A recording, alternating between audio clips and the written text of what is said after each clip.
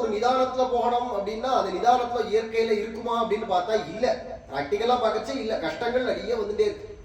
இது உலகத்தினுடையதான இயற்கை அப்படின்னு சொல்றது நமக்கு ஏன் குறிப்பிட்டு வருது? நம்மள இல்லாம இங்க எத்தனையோ பேருக்கு சௌக்கியமாவே வாழ்க்கை பூரா இருக்கிறவங்கலாம் இருக்கானே, அந்த மாதிரி இருக்கிறவன் இருக்காளே, வாழ்க்கை பூரா சௌக்கியமா இருந்துட்டு சுகமோ ஜீவியா இருந்துட்டு அப்படியே. அதுக்கு காரணம் அவன் முன்னாடி செஞ்ச பலம் இப்ப அனுபவிக்கிறான். முன்னாடி அவன் பண்ணியிருக்க கூடியதான புண்ணியம், எத்தனை பிறவிகள்ல என்னென்ன புண்ணியம் பண்ணி வச்சானோ இன்னைக்கு அதனுடைய பலனாக நல்லா சௌக்கியமா இருக்கான். நம்ம என்ன பண்ணியிருக்கோமோ முன்னாடி கர்மா, அதனுடைய பலனாக இப்ப நம்ம கஷ்டப்படுறோம் அப்படிங்கிறது இருக்கு, இயற்கையான விஷயம். நம்ம என்ன பிறருக்கு இன்னா முற்பகல் செய்யில் தமக்கு என்ன பிற்பகல் தாமே வரும். யாரும் போய் இதை கூட்டின்னு வர வேண்டாம். யாரோ அது போய் பூண்டு கொம்பை கொடுத்து வரவேற்று வெத்தலை பாக்கு வச்சு கூப்பிடணுங்கிறதுல தானா வந்து சேரும். நம்ம என்ன விதைக்கிறோமோ அதானே நமக்கு கிடைக்கிறது திருப்பி. இது உலகத்தினுடையதான இயற்கை. இப்ப நம்ம நல்லதையே செஞ்சுட்டு இருந்தோமானா நமக்கு நல்லதே நடக்கும் அப்படிங்கிறது. அப்ப நல்லதே செய்யணுமானா முதல்ல அதுக்கு அடிப்படை எதிரான புத்தி.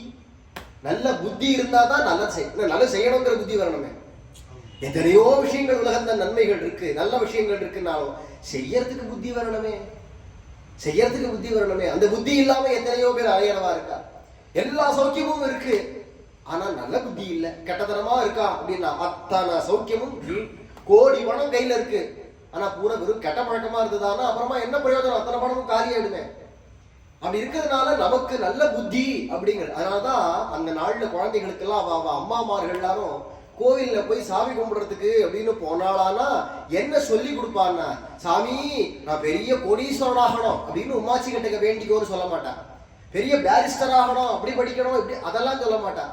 அந்த காலத்துல அம்மாமார்கள் எல்லாரும் குழந்தைகளுக்கு என்ன சொல்லி கொடுப்பான்னா, சாமி நல்ல புத்தியை கொடு அப்படின்னு வேண்டிக்கோ அப்படின்னு தான் சொல்லுவான்.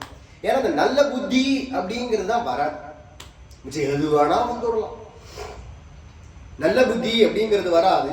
அப்போ அது எதனால நமக்கு வரும்னா தெய்வத்தினுடையதான அனுகிரகத்தினாலதான் நல்ல புத்தி வரும். தெய்வம் அப்படிங்கிறதெல்லாம் சும்மா போய் அதெல்லாம் சும்மா ஏதோ கற்பனை அப்படின்னு சொன்னோமானா அது கற்பனை கிடையாது, நிரூபிக்கலாம். தெய்வம் இருக்குங்கிறது நிரூபிக்கலாம். தெய்வம் அப்படிங்கிறது ஒண்ணு இல்லாம நீங்க தெய்வம்னு சொல்லுங்க, இல்ல ஏதோ ஒரு சக்தின்னு சொல்லுங்க, எதை வேணா சொல்லுங்க, ஆனா அது ஒண்ணு இல்லாம உலகம் அப்படிங்கிறது இயங்கல. ஏன் அப்படின்னா பிராக்டிக்கலா பார்க்கலாம். உலகத்துல எங்க பார்த்தாலும் எல்லாம் சிஸ்டமேட்டிக்கா இருக்கே தவிர அன்சிஸ்டமேட்டிக்கா இல்ல. சிஸ்டமேட்டிக்கா இருக்கு உலகத்தை இயற்கையை பார்க்கும்போது. அப்ப தெய்வம் அப்படிங்கிறது ஒண்ணு இருக்கு அப்படிங்கிறது ரிஜுவா இருக்கு. ஒரு தோட்டம் அப்படின்னு சொன்னோமானா செயற்கையா ஒருத்தர் அமைச்சதான தோட்டம் பூங்கா அப்படின்னும் பொழுது அதுல பார்த்தோமானா எல்லாம் ஒரு அமைப்பா இருக்கு. அதே காடு மாதிரி இருக்கக்கூடியதான இடங்கள்ல போய் பார்த்தோமானா தாறுமாறுமா இருக்கு, ஒரு ஒழுங்கு இல்லாம இருக்கு அப்படிங்கிறத பார்க்கும்பொழுது அப்ப இயற்கை அது, இது செயற்கை. ஒரு பலாமரம் இருக்கும், அது பக்கத்தையே ஒரு வேப்ப மரம் முளைச்சிருக்கும், அது பக்கத்தையே ஒரு புடலங்காவும் இருக்கும், கொடி பறந்து இருக்கும், அப்படி மாறி மாறி எல்லாம் இருக்கே அப்படின்னா அது காடு. இந்த இடமெல்லாம் துளசி இருக்கணும், இங்கெல்லாம் ரோஜா பூ இருக்கணும், இங்கெல்லாம் செண்பக புஷ்பம் இருக்கணும் அப்படின்னு ஒருத்தர் அமைக்கிறச்சே இது ஒரு அமைப்பா இருக்கு. இப்போ உலகம் அப்படிங்கிறது ஒரு அமைப்பா இருக்கா இல்ல தாறுமாறுமா இருக்கா அப்படின்ற கேள்வி வரும்பொழுது உலகம்ங்கிறது அமைப்பா இருக்கே தவிர தாறுமாறுமா இல்லை. காலத்துல எல்லாம் நடக்கிறது. கால 6 மணி ஆச்சுன்னா சூரிய உதயம், சாயங்காலம் 6 மணி ஆச்சுன்னா சூரிய அஸ்தமனம் ஒழுங்கா நடக்கிறது. யாருக்கு பயந்துன்னு சூரியன் உதிக்கிறார், யாருக்கு பயந்துன்னு அஸ்தமிக்கிறார்? நமக்குமா? நமக்கு பயந்துட்டா சூரியன் அஸ்தமிக்கிறார் உதயமானார்னா இல்ல. பீஷாஸ்மாத் வாதஃப் பவதே பீஷோதேதி சூர்யஹ பீஷாஸ்மாத் அக்னிஷ்சேந்திரஸ்ச மிருத்யுர்தாவதி பஞ்சமயிதி வேதம் காட்டுறது. அந்த பரபிரம்மமான அந்த கடவுள், அந்த இறைவன், அந்த முழுமுதற் கடவுளான அந்த பகவானுக்கு பயந்து சூரியன் ஒழுங்கா உதிச்சு அதனுடைய கதியில போறார். காத்து ஒழுங்கா வீசுறது யாருக்கு பயந்துட்டு? தெய்வத்துக்கு பயந்துட்டே தவிர நமக்கு பயந்துட்டு இல்ல. இயற்கை அப்படின்னா எப்போதும் புயலே அடிச்சுட்டே இருக்கலாமே, புயலே அடிச்சுட்டு இருக்கலாமே இல்லையே. எப்பவும் புயல் அடிக்கிறதுல எப்பயோ ஒரு தரம் தான் புயல், அது ஏதோ ஒரு சில இடங்கள்ல தான் புயல் அடிக்கிறதே தவிர எல்லா இடத்தையும் புயல் அடிச்சுட்டே இல்லை, எப்பொழுதுமே அடிச்சுட்டேவும் இல்லை. அப்ப இதெல்லாம் ஒரு ஒழுங்கா இருக்கு. கடல் அப்படின்னாலும் அதனுடைய அலை ஒரு அளவுல வந்துட்டு திரும்பி போயிடுறது, வேகமா வந்தா கூட அப்படியே திரும்புறது உள்வாங்க. ஏன் அது ஒரு கட்டுப்பாட்டுல இருக்கு. எதுக்கு பயந்து கட்டுப்பாடு இல்லை, பகவானுக்கு பயந்து இருக்கு. அக்னிஷ்ட இந்திரஷ்ட மிருத்யுஹு எல்லாருமே காலத்துக்கு தான் காலம்னே பேர் அவருக்கு. யமனுக்கு காலம்னே பேர். காலத்துக்கு தான் வந்து அவளை எடுக்க வேண்டியவாள் அழைச்சிட்டு போவார் அப்படிங்கிறச்சு. எல்லா இயற்கை எல்லாம் பார்த்தாலும் செயற்கையா இருக்கு. இயற்கையே செயற்கையா இருக்கு. அப்ப இதெல்லாம் ஒரு அளவுபட்டு ஒரு வரையறைப்பட்டு எல்லாம் இருக்காச்சே. இப்ப இது எல்லாத்தையும் நியமிக்க கூடியவன், இது எல்லாத்தையும் வச்சு கட்டி ஆளக்கூடிய ஒரு தலைவன், ஒரு ஈசன், ஒரு கடவுள், ஒருத்தர் தெய்வம் ஒண்ணு இருக்கு அப்படிங்கிறது ரிஜுவா இருக்கு. நமக்கு தோணி இருக்கு அப்படிங்கிறதுக்காக அதெல்லாம் கிடையாது கண்ண மூடின்னு சொன்னோமானா தான் கண்ண மூடின்னு உலகம் எல்லாம் இருட்டு பூனை நினைச்சுக்கிற மாதிரி ஆயிடும். அப்படி இருக்கிறதுனால ஆனா கடவுள்ங்கிறது நம்ம இல்லைன்னு சொல்லிட்டதுனால அவருக்கு ஒரு லாபம் இல்லை, நம்ம இல்லைன்னு சொல்லிட்டதுனால அவர் இல்லைன்னு ஆயிட போறது இல்லை, நம்ம இருக்குன்னு சொன்னதுனால தான் அவர் இருக்காருன்னு ஆக போறது இல்லை. நம்ம இருக்குன்னு சொன்னாலும் இல்லைன்னு சொன்னாலும் அவர் இருந்துட்டே தான் இருக்க போறார். நீ இல்லைன்னு சொல்லணும்னாலும் அதுக்கு வேண்டிய சக்தியும் உனக்கு உள்ளுக்குள்ள இருந்து கொடுத்துட்டு இருப்பார். இருக்குன்னு சொல்றவனுக்கும் உள்ளுக்குள்ள இருந்து அதை சொல்றதுக்கு வேண்டியதான சக்தியா கொடுத்துட்டு எல்லாத்துக்கும் சாட்சியா பார்த்துட்டு பேசாம இருக்கு. நீ இருக்குன்னு சொன்னா என்ன, இல்லைன்னு சொன்னா அவருக்கு ஒரு லாபமும் இல்லை, ஒரு நஷ்டமும் இல்லை. இருக்குன்னு சொன்னா நமக்கு லாபம், இல்லைன்னு சொன்னா நமக்கு நஷ்டம். அப்ப அந்த தெய்வம் அப்படிங்கிறதான ஒரு தெய்வ பக்தியோ அல்லது தெய்வத்துக்கு கட்டுப்பட்டோ தெய்வத்தினுடையதான அருளாலேயோ தான் நமக்கு நல்ல புத்தியும் நம்ம வாழ்க்கையில முன்னேற்றங்களும் நன்மைகளும் சௌக்கியங்கள் இங்க வாழாச்சு. உயிர் போயாச்சுன்னா அடுத்தது நல்ல கதிக்கு போய் சேரணும் அப்படிங்கிறச்சு. இது எல்லாத்துக்கும் அந்த தெய்வ பக்தி அப்படிங்கிறது தான் அடிப்படையாக இருக்கு. அப்படிங்கிறதுனால வாழ்க்கையில பலவிதமான ஏற்றத்தாழ்வுகள் கஷ்டங்கள் எது வந்தாலும் எல்லாத்திலேருந்தும் நம்ம தப்பிச்சு, அதுல அந்த ஆபத்துகளோ எந்த பிரச்சனைகள் வந்தாலும் அதுல இருந்து நம்ம விலகி அதுல சமம் இல்லாம தப்பிச்சு போகணுமானா அதுக்கு யார் அடிப்படைன்னா அந்த தெய்வம் தான். அப்ப அந்த தெய்வ பக்தி அப்படிங்கிறது எவ்வளவுக்கு எவ்வளவு யாதிருசி ஸ்ரத்தா சித்திர் பகதி தாதிருசி. எந்த அளவுக்கு உனக்கு நம்பிக்கை இருக்கோ அந்த அளவுக்கு பலன் அப்படிங்கிறச்சு. 50% தான் உனக்கு நம்பிக்கை இருக்குன்னா 50% தான் உனக்கு பலன் நீ பார்க்க முடியும். ஒருத்தர் கையில 1 லட்சம் ரூபாய் பணம் இருக்கு, அந்த 1 லட்சத்தையும் மொத்தமா வியாபாரத்துல போட்டானா நல்ல லாபம் சம்பாதிக்கலாம்னு வச்சுக்கோமே. அவன் போடுறது வெறும் 5000 ரூபாய் போட்டான்னா லாபத்துக்கு முதல் போடுறது 5000 ரூபாய் போட்டான்னா 5000 ரூபாய்க்கு எதுதான லாபம் தான் பார்க்க முடியும். அவன் 1 லட்சத்தையும் மொத்தமா போட்டான்னா 1 லட்சத்துக்கு உரியதான லாபத்தை பார்க்க முடியுங்கிறது எப்படியோ சாமான்யமா சொன்னோம்னா அது மாதிரி நம்பிக்கை அப்படிங்கிறது எந்த அளவுக்கு பகவான் இடத்தை நம்ம செலுத்துறோமோ அந்த அளவுக்கு பகவான் அவர்கிட்ட நமக்கு அருள் வரதை நம்ம பார்க்க முடியும். அவர் அனுகிரகம் பண்ணிட்டே தான் இருப்பார். கடவுளுக்கு எந்த ஏற்றத்தாழ்வும் கிடையாது. அவர் ஏன் நீ நம்பினாதான் எனக்கு அருள் பண்ணணுமா அப்படின்னா அவர் நீ நம்பினாதான் அருள் பண்ணணுங்கிறது அவருக்கு கிடையாது. அவர் நீ என்னைக்கும் ஒரே மாதிரி கொடுத்துட்டே தான் இருப்பார். ஆனா தண்ணீர் நதியில ஒரே மாதிரி தான் போயிட்டே இருக்கு, எந்த மாற்றமும் இல்லை. நதியில ஒரே அளவு தண்ணீர் ஒரே வேகத்துல ஒரே மாதிரி தான் போயிட்டு இருக்கு. ஆனா அங்கங்கிருந்து பிரியக்கூடியதான கால்வாய்கள்ல அந்தந்த விவசாய நிலங்களுக்குன்னு பிரிச்சு விடக்கூடிய இடங்கள்ல அங்க அந்த மடைகளை எவ்வளவு திறந்து விடுறாளோ அதை பொறுத்துதான் அந்த நிலத்துக்குள்ள தண்ணீர் வரும். அந்த மடையை முழுசா திறந்து விட்டா முழு வேகத்துல பாஞ்சு நடிச்சுன்னு நிலத்துக்குள்ள புகுறோம். கொஞ்சமா திறந்து வச்சா கொஞ்சம் தானே வரும். அப்ப அது தண்ணீர் பேர்ல குற்றம் இல்லை, திறந்து வைக்கிறவங்க பேர்ல குற்றம். அப்ப இந்த நம்பிக்கை அப்படிங்கிறதோ பக்தி அப்படிங்கிறதோ இதெல்லாம் என்ன நம்ம திறக்கிறது தான். அந்த அருள் நம்ம கிட்டக்க வந்து சேர்றதுக்கு நம்ம கதவை எவ்வளவு திறக்கிறோமோ அதை பொறுத்து வரதும் வராம நிக்கிறதும் கொஞ்சமா வரதும் எல்லாம் இருக்கு. அப்ப தெய்வ பக்தி அப்படிங்கிறது அவசியம் அப்படின்னும் பொழுது அந்த மாதிரி இருக்கும்பொழுது சொந்தமா குலதெய்வம் இஷ்ட தெய்வம் காப்பாத்திர தெய்வமாக பகவான் கிடைச்சுட்டார் ரங்கநாதன் அப்படின்னும் பொழுது அந்த பரம்பரையினர்களுக்கு எவ்வளவு பக்தி இருந்திருக்கோ எவ்வளவு கொண்டாடி இருப்பா அப்படிங்கிறது. சூரிய வம்சத்து ராஜாக்கள் எல்லாருக்கும் குலதனமாக இந்த ஸ்ரீரங்கத்துல இப்போ எழுந்தருளி இருக்கக்கூடியதான ரங்கநாதர் கிடைச்சுட்டார். எங்கேயோ பார்க்கடல்ல தோன்றி பிரம்மாவால பூஜிக்கப்பட்டு பிற்பாடு அப்படியே மனுக்கு கிடைக்க மனு கொண்டு வந்து பூமியில வச்சுட்டு அவர் பூஜை பண்ணி அவருக்குள்ள இக்ஷுவாக்கு அப்படி பரம்பரையா கிடைச்சுட்டார் அப்படின்னும் பொழுது குலதனமாக பரம்பரை சொத்தாக யார் கிடைச்சான? ஏதோ ஒரு நிலம் கிடைச்சது, ஒரு வீடு கிடைச்சது, ஒரு மாடு கிடைச்சதுன்னு இல்ல, தெய்வமே கிடைச்சது. இந்த கோவில் இத மாதிரியான ஒரு அர்ச்சா ரூபமாக பகவானை வச்சு பூஜை பண்றது இதனாலதான் மனசு ஒருமுகப்படும், பக்தி மேலிடும். இது அடிப்படையா வச்சுட்டுதான் எல்லா விதமான முன்னேற்றங்களையும் முன்னாடி காலங்கள்ல அடைஞ்சிருக்கா. இன்னைக்கும் நிறைய பேர் அடையறா, பிற்காலத்தை அடைய போறா. அப்படி இருக்கிறதுனால அந்த பரம்பரை தனமாக கிடைக்க பெற்றதான ராஜாக்கள் ஒவ்வொருத்தரும் எம்பெருமான் அந்த ரங்கநாத பெருமாள்கிட்ட அவ்வளவு காதல் கொண்டு பக்தி கொண்டு வணங்கி வழிபட்டு இருக்கார்கள். சொந்த கோவில் தாங்கள் நித்தியம் பூஜை பண்ணக்கூடிய பெருமாளாக பகவான் கிடைச்சுட்டான். அவளே நித்தியம் பூஜை பண்ணக்கூடியதாக பகவான் கிடைச்சுட்டதுனால அப்படி கிடைச்சதான பகவானுக்கு என்னென்னலாம் உற்சவங்கள் கொண்டாடணுமோ திருவிழாக்கள் கொண்டாடணுமோ எல்லாத்தையும் அவாவா கொண்டாடுற ஒரு தலைமுறையினர்களும் அவாவா கொண்டாடி அந்த எம்பெருமானுக்கு உற்சவங்களை நடத்தி நித்திய பூஜைகள்லாம் பண்ணி ஆனந்தப்படுறா அப்படின்னும் பொழுது அந்த பரம்பரையில வந்ததான முச்சுகுந்தன் அப்படிங்கிறதான மகாராஜன், அந்த முச்சுகுந்தன் அப்படிங்கிறவர் அந்த ரங்கநாதருடையதான கிருபையினால தேவர்களுக்கு பட்சபாதமாக அவளுக்கு பரிஞ்சுண்டு அசுராளோடைய யுத்தம் பண்ணி மனுஷன்தான். முச்சுகுந்தன் சாதாரண மனுஷ ராஜா தான். ஆனா அவனுக்கு என்ன ஆச்சுனா தேவலோகத்துக்கு போய் அசுராளோடைய யுத்தம் பண்ற அளவுக்கு அவனுக்கு சக்தி கிடைச்சது பகவத் கிருபையினால. போய் யுத்தம் பண்ணி அந்த அத்தனை ராட்சசர்களையும் ஒழிச்சு தேவேந்திரனுக்கு வெற்றியை தேடி கொடுத்து கடைசியில தூக்கத்தை வரமா வாங்கிட்டு வந்து நிம்மதியாக தூங்கி அதனாலேயே குரு வாக்கியத்தினால பகவானையே பிரத்யட்சமா கிருஷ்ணாவதாரத்துல பார்த்தான் அப்படிங்கிறது நேற்றைய சரித்திரம் நம்ம கடைசியா கேட்டது. அந்த முச்சுகுந்தன் அப்படிங்கிறவர், அவருக்கு அதுக்கு அடுத்தபடியாக அந்த மாந்தாத்தா அப்படிங்கிறதான ராஜா, அந்த மாந்தாத்தா யுவராஸ்வனுடையதான புத்திரனாக இருக்கக்கூடியதான மாந்தாத்தா, அந்த மாந்தாத்தா பிறந்ததுமே அவன் அப்பாவுடையதான வயத்தை அறுத்துதானே பிறந்தான். அவன் அப்பாவனுடைய வயிற்றுல தான் அவன் கர்ப்பம் உண்டாகி அங்கேயே இருந்து அங்கேயே பிறக்குச்சு, அறுத்து பிறந்தான். கடைசியில ரங்கநாதருடையதான கிருபையினால அப்பாவும் உயிர் பெற்று எழுந்துட்டார், குழந்தையும் நல்லபடியா வாழ்ந்து. பகவானுடைய கிருபையினால தேவேந்திரன் வந்து தான் கையை கொடுத்தான் எல்லாம் கேட்டோமே. அப்படிப்பட்டதான மாந்தாத்தா பெரிய வீராதி வீரன், சூராதி சூரன். அந்த மாந்தாத்தா அப்படிங்கிறவனுக்கு 50 பொண்ணுகளாம். 5 பெற்றாலே அரசனும் ஆண்டின்னுவான். 5 பொண்ணு பிறந்தாலே அரசனா இருந்தாலும் அத்தனைக்கு சீர் செஞ்சு கொடுத்தே ஆண்டியா போடுவான்னு சொல்லுவா. ஆனா இவருக்கு 50 பொண்ணுகளாம் ராஜா. அதனால ஒரு குறை இல்லை, ஏகப்பட்ட சொத்து இருக்கு.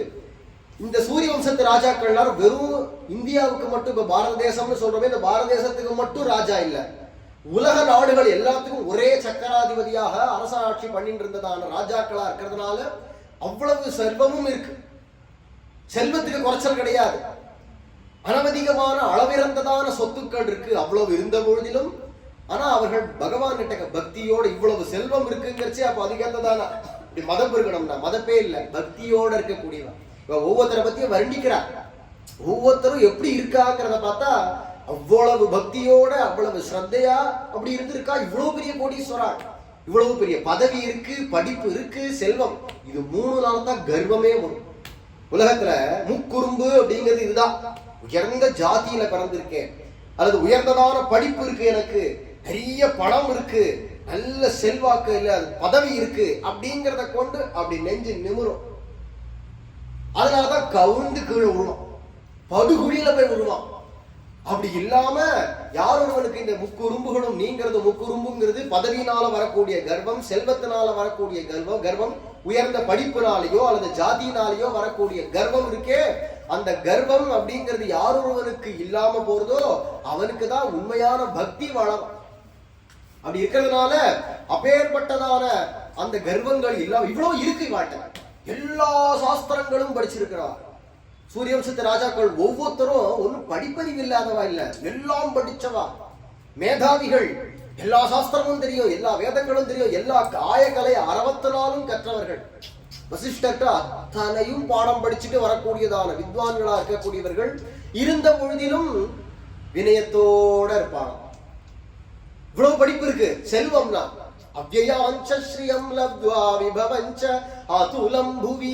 உலகத்திலேயே வச்சு இவாளுக்கு நிகரான சொத்து உடையவன் வேற யாரும் கிடையாது.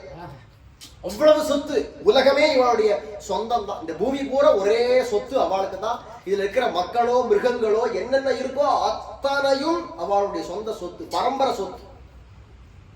அப்பேற்பட்டதான செல்வம், பதவினா அத்தனை ராஜாக்கள், உலகத்துல எத்தனை ராஜாக்கள் இருக்காளோ அத்தனை பேரும் அவளுடைய கிரீடங்களும் இவ காலடியில அத்தனை பேரும் வந்து வணங்குவா. அப்பேற்பட்ட பெருமை, பதவி, ஏக சக்கராதிபதியா உலகத்தையே ஒரு குடை கீழ் ஆளக்கூடியதான அப்பேற்பட்ட சக்திவான்களான ராஜாக்கள், சூரிய வம்சத்து ராஜாக்கள். அப்படி இருக்கிறவா அப்படின்னும் பொழுது அவ்வளவு உயர்த்தி இருந்து இந்த 3 விதங்கள்லயும் ஆனா பக்தியோட பாகவதாள்கிட்டையும் பகவான்கிட்டையும் குருவான வசிஷ்டர்கிட்டையும் எல்லாத்தையும் அன்போட பக்தியோட பணிவோட இவா இருக்கா அப்படிங்கிறது தான் தனிச்சிறப்பு.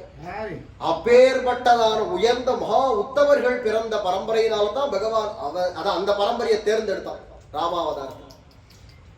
ராமாயணமே சொல்றது, பிதரம் ரோச்சயாமாச ததா தசரதம் நிருபம்.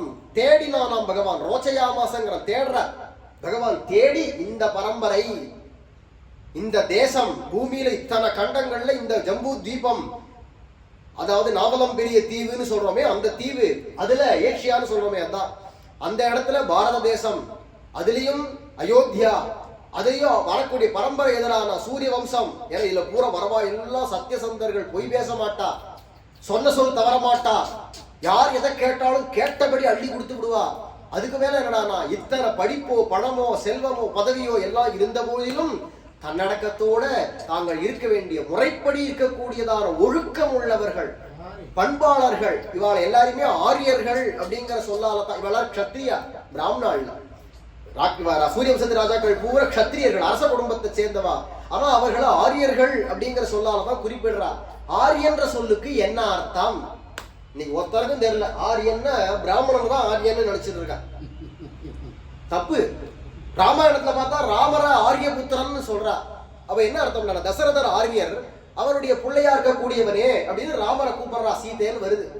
அப்ப ஆரியபுத்திரன் யாரு, ஆரியனுடைய புள்ளை அப்படிங்கச்சு. அப்ப கத்திரிய குலமா இருக்கக்கூடியதான ராமரையும் அவ அப்பா தசரதரையும் ஆரியன் அப்படின்னு சொல்றா. பாகவதாதி புராணங்கள்ல பார்த்தோம்னா கிருஷ்ணன ஆரியன்னு சொல்றா.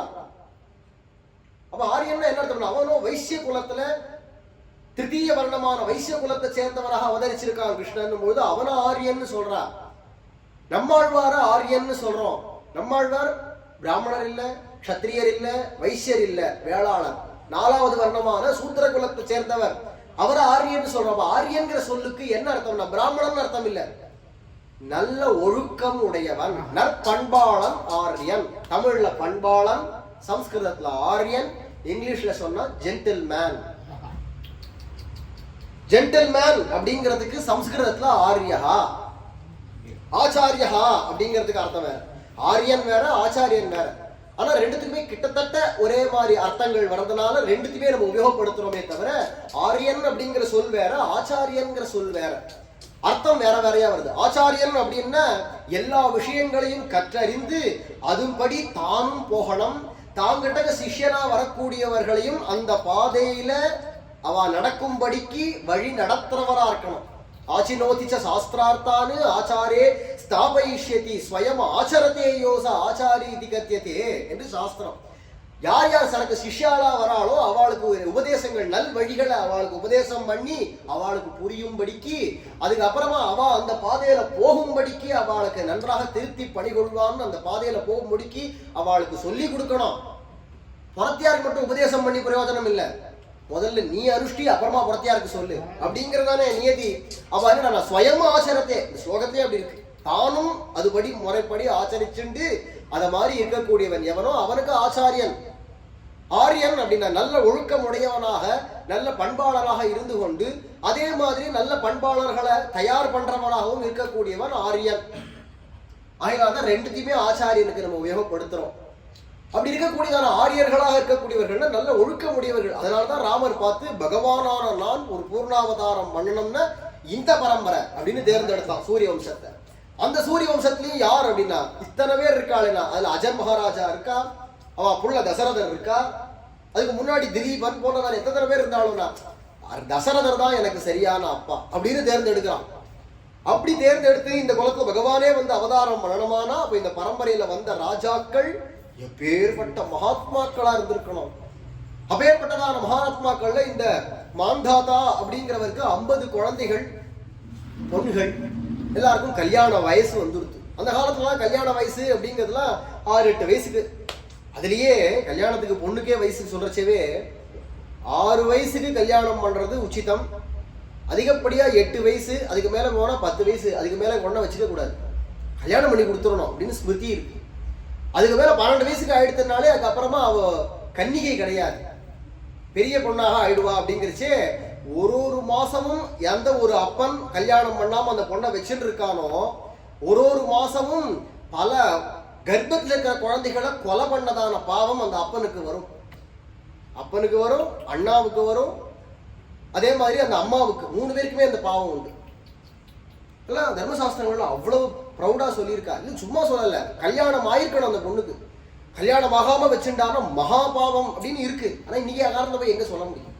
சொன்னா யார் கேட்க போற? பெரிய பெரிய வயசானதுக்கு அப்புறமா கல்யாணம் பண்ணின்னு சொன்னாலே வேண்டாமே இன்னும் 10 வருஷம் போட்டோமேன்ற.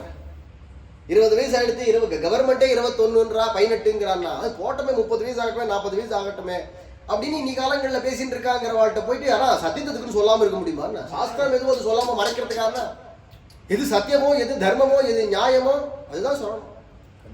கன்னிகாதானம் பண்றதுதான் சால சிறந்ததுன்னு சாஸ்திரம் சொல்லியிருக்கு. கன்னிகாங்கிறது 10 வயசுக்கு உட்பட்டவோ, அதுக்கு மேல போயிடுறதுனாலே அது கிடையாது. அதுக்கு மேல வச்சுக்க அவனுக்கு தான் அப்பனுக்கு தான் பாவம். இதெல்லாம் சாஸ்திரத்துல இருக்கிற விஷயம். அப்படி இருக்கிறதுனால இந்த முச்சுகுந்த இந்த மாந்தாதாங்கிற ராஜன் கவலைப்படுறான். 50 பொண்ணுகள் இருக்காளே, அத்தனை பேருக்கும் கல்யாணம் பண்ணி கொடுக்கணுமே, நல்ல பையனா வரணுமே, பொண்ணை பெத்தவன் அந்த கவலை இல்லாம இருக்குமா? இந்த சமயத்துல சௌபரின்னு ஒரு மகரிஷி, இதெல்லாம் மகரிஷிகளுடைய கதை.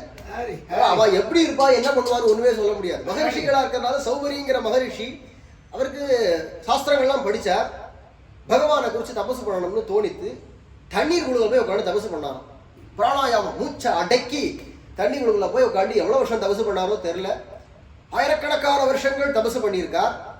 தண்ணி குழுக்குள்ள மூச்சை அடக்கிண்டு ஒரு நினைவும் இல்லாம கட்டா மாதிரி கிடக்கு சரீரம், அப்படியே கிடந்திருக்கார். மேல பாசி குடிச்சதோ என்ன பண்ணிதோ ஒன்னும் தெரியாது, அப்படி கிடக்கிறார். ரொம்ப வருஷம் கழிச்சு திடீர்னு ஒரு நாளைக்கு தபசு கலைஞ்சது. தண்ணி குழுக்குள்ளதான் இருக்கார். தண்ணி குழுக்குள்ள அப்படி கண்ணை அப்படி திறந்தார். திறந்து பார்த்தா அவர் கண்ணுக்கு எதுக்க எந்த திவ்யமான காட்சியோ எந்த தெய்வமோ எதுவுமே காட்சி கொடுக்கல. கண்ணை திறந்த உடனே அவர் கண்ட காட்சி, அவர் கண்ணுக்கு எதிர்க்க ஒரு பெரிய மீன் போகுது. தண்ணிக்குள்ள தானே இருக்கார், நீஞ்சின்றே ஒரு மீன் போகுது. அதுக்கு பின்னாடியே ஒரு 5-6 மீன்கள்லாம் போகுது. ஒரு குடும்பம், மீன் குடும்பம் போகுது. அந்த மீனுக்கு பின்னாடி அப்படியே கொத்தா குஞ்சு மீன்கள், குட்டி குட்டி குட்டி குட்டி குட்டியா மீன்கள்லாம் நீஞ்சின்றே போகுது. அப்படி பார்த்தா சே, இந்த மீன் என்னடான்னா இவ்வளவு குஞ்சு குழந்தைகளோட சௌக்கியமா குடும்பியா இருந்துன்னு இப்படி போறதே, நம்மளும் தபசுன்னு பண்ணிட்டு ஒன்றுத்துக்கும் இல்லாம வெறும் பல வருஷத்தை ஓட்டிவிட்டோமே, இப்படி கல்யாணம் பண்ணிட்டு குடும்பத்துல இருக்க வேண்டாமா அப்படின்னு திடீர்னு தோணித்தான். இவ்வளவு நாள் அவர் தபசு பண்ணி என்ன பலனை கண்டார்னா குடும்பத்துல இருக்கணும்னு அவருக்கு தோணித்து. கடைக்கு போ, தபசாவது தியானமாவது தூக்கி போடு அப்படின்னு நினைச்சார். ஜெல்லுன்னு தண்ணில இருந்து வெளில வந்தார். யார்கிட்ட போய் பொண்ணை கேட்கறது? நரைச்ச தாடி மீச தொண்டு கழம், யார் பொண்ணை கொடுப்பா? ஆனா இவர் பிராமணர், பிரம்மச்சாரியா இருக்கக்கூடியதான பிராமணர். அதனால நேரம் என்ன பண்ணார், இப்படி பார்த்தார். இந்த மாந்தாத்தா ராஜா இருக்கா, அவன்கிட்ட போய் கேட்போம் அப்படின்ட்டு நேரம் வந்தார். அவனுக்கு 50 பொண்ணுன்னு பேசிட்டார். 50 ஏதாவது ஒன்னாவது நம்மளை கல்யாணம் பண்ணிக்கிட்டோம், இந்த ராஜா பண்ணி கொடுக்கட்டுமே அப்படின்னு நினைச்சுன்னு நேரம் வந்தார். ராஜ சபையில உட்காந்துருக்கா மாந்தாத்தா. வயசான தாத்தா வந்தார். நடக்க கூட தெம்பு இல்லாம அப்படியே நல்ல ஆடின்னு ஆட. யாரும் ஒரு பிராமணர் வந்திருக்கார். மதிச்சா ராஜா, வரவேற்றான், பூஜைகள் எல்லாம் பண்ணான். இவெல்லாம் பிராமணால தெய்வமா மதிக்கக்கூடிய ராஜாக்கள். தெய்வமே எதிர்க்க வந்ததாக நினைச்சு அவருக்கு எல்லாம் முறைப்படி பூஜைகள் எல்லாம் பண்ணி, உங்களுக்கு நான் என்ன செய்யணும், எங்கிட்ட நாடி வந்திருக்கையிலே இந்த அடியவன் என்ன கைங்கரியம் பண்ணோம் சொல்லுங்க, ஆணையிடுங்கள் அப்படின்னா. உனக்குதான் 50 பொண்ணு இருக்கேப்பா, எனக்கு கொஞ்சம் ஏதாவது ஒரு பொண்ணையாவது எனக்கு கல்யாணம் பண்ணி கூட வாய் விட்டு கேட்கிறார், தானம் கேட்கிறாரு.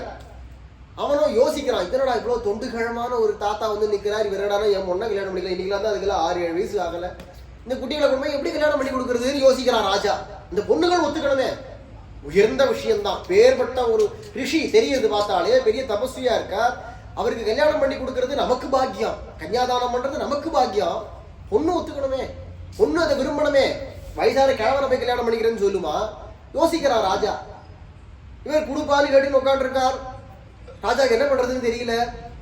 அவன் சொன்னா, சுவாமி இவர்கிட்ட போய் நான் அவனுக்கு பொண்ணு கொடுக்க எனக்கு இஷ்டம் இல்லைன்னு சொன்னோம்னா சபிச்சு விட்டாருனா கஷ்டம். 50 பொண்ணும் கல்லா போக மண்ணா போகன்னா மொத்தம் வாழ்க்கையே போச்சு பொண்ணுகளுக்கு. அதனால இவர் பார்த்த அந்த மாந்தாத்தா சாமர்த்தியமாக நினைச்சுட்டு, தனக்கு நிறைய புத்திசாலித்தனம் இருக்குதான் நினைச்சுட்டு அவன் சொன்னா, ரிஷியே நான் ஒன்று சொல்றேன், நீங்க போங்க எங்க கன்னியாமடத்துக்கு, உங்களை அழைச்சுன்னு போறேன். அந்த பொண்ணுகள்ல யார் உங்களை விரும்புறாளோ உங்களுக்கு கல்யாணம் பண்ணி கொடுத்தாரு. சுயம்பரம் இந்த பொண்ணுகளா பார்த்து உங்களை விரும்பினாலும் நீங்க உங்களுக்கு கல்யாணம் பண்ணி கொடுத்துறேன். உடனே இவர் நினைச்சார், அடப்பையில என்னையோட பரீட்சை பண்ற அப்படின்னு நினைச்சுட்டா. இதுல புரியாதான்னு அவன் என்ன நினைக்கிறாங்க. சரிப்பா அப்படின்னா நேரம் அங்க அழைச்சுன்னு போனா 50 பொண்ணுகள்கிட்டையும் ராஜா சொல்லிவிட்டான், இந்த மாதிரி சௌபரின்ற மகரிஷிகள் வந்திருக்கார், இவருக்கு நான் வாக்கு கொடுத்துட்டேன், உங்களுடைய யார் விரும்புறீங்களோ அவரை நான் அவர் கல்யாணம் பண்ணி கொடுத்துருவேன், யாருக்கு ஆசை இருக்கோ சொல்லுங்க அப்படின்னு சொல்லிவிட்டு அந்த ராஜா காண்பிக்கிறான். பார்த்தா வயசான தாத்தா இவர் கண்ணுக்கு அந்த 50 பொண்ணுகளும் பார்த்தது இல்லையா? பார்த்த உடனே இவரை நான் கல்யாணம் பண்ணிக்கிறேன், இவரை நான் கல்யாணம் பண்ணிக்கிறேன், இவரை நான் கல்யாணம் பண்ணிக்கிறேன்னு பாயிரும். 50 ஒன்னா போல ஒத்தா போல கத்துறது, ஒரே கோஷம் போடுறது. ராஜாவுக்கு பார்த்தாங்க, அம்மா இவ்வளவு வயசானவரா இருக்காரு, இவரையா கல்யாணம் பண்ணிக்கிறேன்னு சொல்ற? போப்பா வயசானவராக என்ன இளமையா 16 வயசு பையனா ஷொக்கா நிக்கிறார்.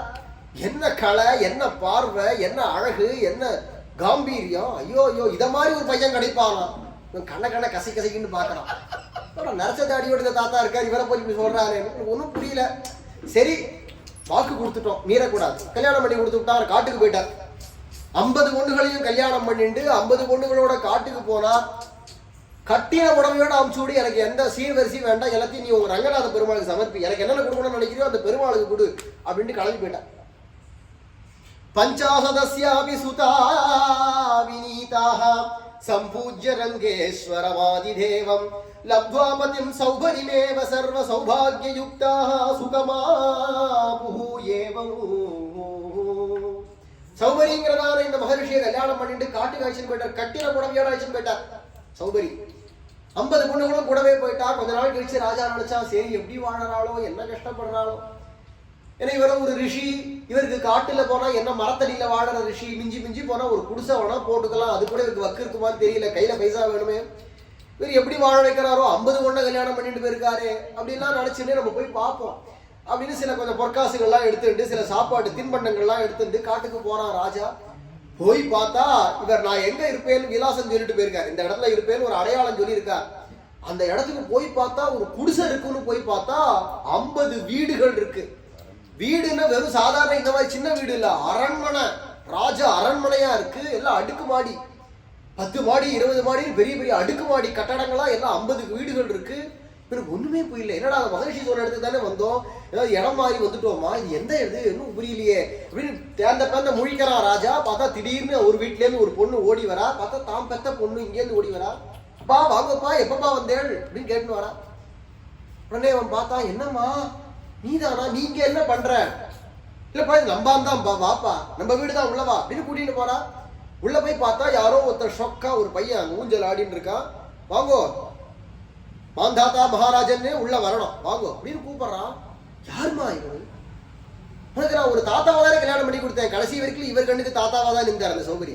இந்த பொண்ணுகளுக்கு தான் இளம் பையனா காட்சி கொடுத்தார். இந்த மகான் மாந்தாத்தாவுக்கு தொண்டு கிழமா தான் கல்யாணம் பண்ணிட்டார். ஒவ்வொரு பொண்ணையும் தொண்டு கிழமா தான் இந்த கல்யாணம் வாங்கிட்டார். பார்த்தா இங்க இளம் வயசுல ஒரு அழகான பையன் நிக்கிறான். இவருக்கு ஒண்ணுமே புரியல. ஏன்பா நான் உனக்கு தாத்தாவுக்கு தானே கல்யாணம் பண்ணி கொடுத்தேன் அந்த ரிஷிக்கு, இது யாரு பையன்? இவர்தான் பாவ, இவர்தான் உன் மாப்பிள்ள தான் இவர்தான் அப்படிங்கிற அந்த பொண்ணு. ஏய் நான் கிழவருக்கு அரைச்ச தாடி மிசியான தாத்தாக்கு தானே கல்யாணம் பண்ணி கொடுத்தேன், இவர் தான்ப்பா அவர். நீ யாரு கல்யாணம் பண்ணி கொடுத்தியோ அந்த நாயகம் தான் இவர், அந்த சௌபரி மகரிஷி தான் இவர். உண்மையே புரியல. இப்படிமா வச்சுட்டு இருக்கா. சோக்கியமா இருக்கேன், ஒரே ஒரு குறை தான். என்ன குறை? என் வீட்டை விட்டு அடுத்த வீட்டுக்கு போக மாட்டேங்கிறார் எங்க ஆத்துக்கா. என்னையே சுத்தி சுத்தி சுத்தி சுத்தி செக்கு மாடு சுத்துறாவ, எங்கே சுத்துறார்? எனக்கே எல்லா சௌக்கியங்களையும் கொடுக்குறாரே தவிர அடுத்த அக்கா தங்கைகள்லாம் இருக்காளோ இல்லையோ, யாரோ அந்த வீட்டுக்கு போக வேண்டாமா? அவளாரும் எவ்வளவு ஏங்கி போவா. என்னையும் வெளில போக விட மாட்டேங்கிறார், அவரும் போக மாட்டேங்கிறார். சுத்தி சுத்தி என்னையே சுத்துறார். இதுதான் எனக்கு ஒரே குறை. மிச்சபடி எந்த குறையும் இல்லை, சௌக்கியமா இருக்கேன். கொஞ்ச நாள் பேசிவிட்டு சேர்ந்து கிளம்பி அவ கொடுத்ததான நம்ம கொண்டு வந்த பட்சணங்கள்லாம் இங்க தேவையில்லை, இவா கொடுக்குறதா நம்ம சாப்பிடணும்னு நினைச்சுட்டு எல்லாத்தையும் சாப்பிட்டு சந்தோஷப்பட்டு கிளம்பி அடுத்த வீட்டுக்கு போனா அங்கேயும் பார்த்தா அதே பையன் இருக்கான். அடுத்த வீடு 50 வீட்டுக்கு போனார். 50 வீட்டுலயும் பார்த்தா அந்த பையன் இருக்கான். என்னது இது பிரமையா? ஓடி ஓடி வரானா இந்த பையன், என்ன நடக்கிறது ஒன்னும் புரியலையே அப்படின்னு தலை சுத்தி போய் வெளியில அப்படியே வந்து பார்த்தா தள்ளி அங்க ஒரு மரம் இருக்கு. அந்த மரத்தடியில அந்த வயசான தாத்தா உட்காந்து யோகீஸ்வரனா யோகத்துல உட்காந்து 50 ரூபம் தனித்தனியா எடுத்துட்டு இருக்கார். எல்லாம் இளமையான ரூபம். 50 பொண்ணுகளுக்கும் பத்தியாக இருந்து கொண்டு அவளுக்கு வேண்டியதான அத்தனை சௌக்கியங்களையும் கொடுத்துட்டு இருக்கார். ஆனா இவரா இருக்கார். ஒரு பார்த்து குறையாம, தன்னுடைய தபசை இழக்காம, எந்த விதத்திலையும் தனக்கு சிரமம் இல்லாதபடிக்கு தானா இருந்துட்டு இருக்கார். ஆனா அத்தனை பேருக்கு இதுதான் யோகீஸ்வரன். பகவான் ரங்கநாதர்கிட்ட பக்தி பண்ணக்கூடிய ஒரு சாதாரண ஒரு ரிஷியாலேயே இவ்வளவு யோக சக்திகளை காட்ட முடியுமானா பகவான். இவாளுக்கெல்லாம் வரனை கொடுக்கிறவன் பகவான், வரனை வாங்குறவா இவா. வாங்குறவாளுக்கே இவ்வளவு சக்தி இருக்குமானா அப்ப அவளுக்கெல்லாம் வரனை கொடுக்கறதான பகவான் எப்பேற்பட்டவனா இருப்பான். அதனாலதான் அவனுக்கு யோகேஸ்வரன் பேர். இவளார் யோகீஸ்வராள். இதெல்லாம் யோக சித்தி. தன்னையே பலவிதமான ரூபமாக காட்டுறதோ, இளமையான ரூபம், கிழமையான ரூபம், வேற வேற வேற வேற சரீரங்களாக எல்லாம் மாத்திக்கலாம். இதெல்லாம் யோக சித்தி. சாதாரணமான சித்திகள் தான். யோகத்தினால யோகாபியாசம் பண்ணி பண்ணி அதுல வரக்கூடியதான சித்தி. நதியை கேட்டோமே, யோகம் யம நியம ஆசன பிராணாயாமம். பிராணாயாம சித்திச்சுனாலே சில சித்திகள்லாம் வந்துடும். வாக்பலிதம் போன்ற சில சித்திகள்லாம் வந்துடும்.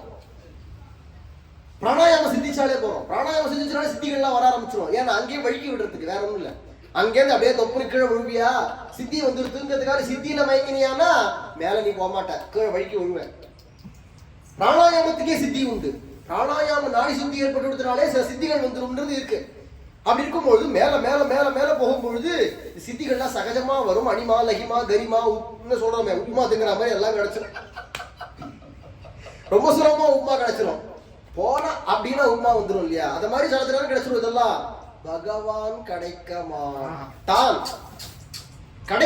பகவான் இதெல்லாம் கிடைச்சுவிடும். சாதாரண ஒரு அல்ப சித்திகள்ல இதனால நடத்த முடியுமா இருக்கிறதுனால இந்த மாதிரி சித்தி உடையவாளையே நம்மளால புரிஞ்சுக்க முடியாது. சாதாரணமா நம்மளால சாதாரண ஒரு மனுஷனாக எல்லாரையும் போல இருக்கக்கூடிய விலங்குகளை போல வாழக்கூடிய மனுஷனால இத மாதிரி இருக்கிற யோகீஸ்வராலேயே புரிஞ்சுக்க முடியாது. எங்க இருந்து பகவானை புரிஞ்சுக்க போறோம்? அப்படி புரியாதனால்தான் கண்டபடி இப்படி பண்ணலாமா அப்படி பண்ணலாமான்னு கிருஷ்ணனையும் ராமரையுமே தாறுமாறுமா இன்னைக்கு பேசி திரியிறாளே. அவளுடையதான புத்தி அவ்வளவுதான். அதுக்கு ஏத்தாப்போல அவளுடைய பாக்கியமும் அவ்வளவுதான்.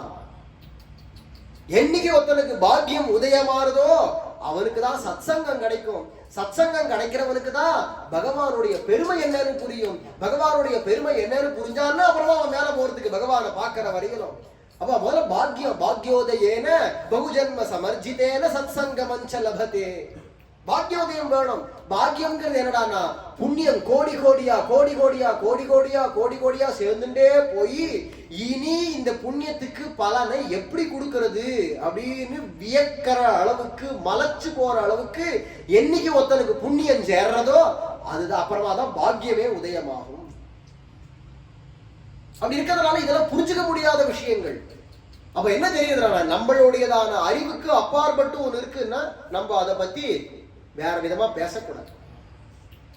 கடல் அப்படி ரொம்ப அல்பமா சொல்றேன். கடல் அப்படிங்கறதான ஒண்ணு இருக்கே, அந்த கடல் அப்படிங்கறத பத்தி மொத்தமும் மொத்தம் தெரிஞ்சுட்டான் அப்படின்றது கிடையாது.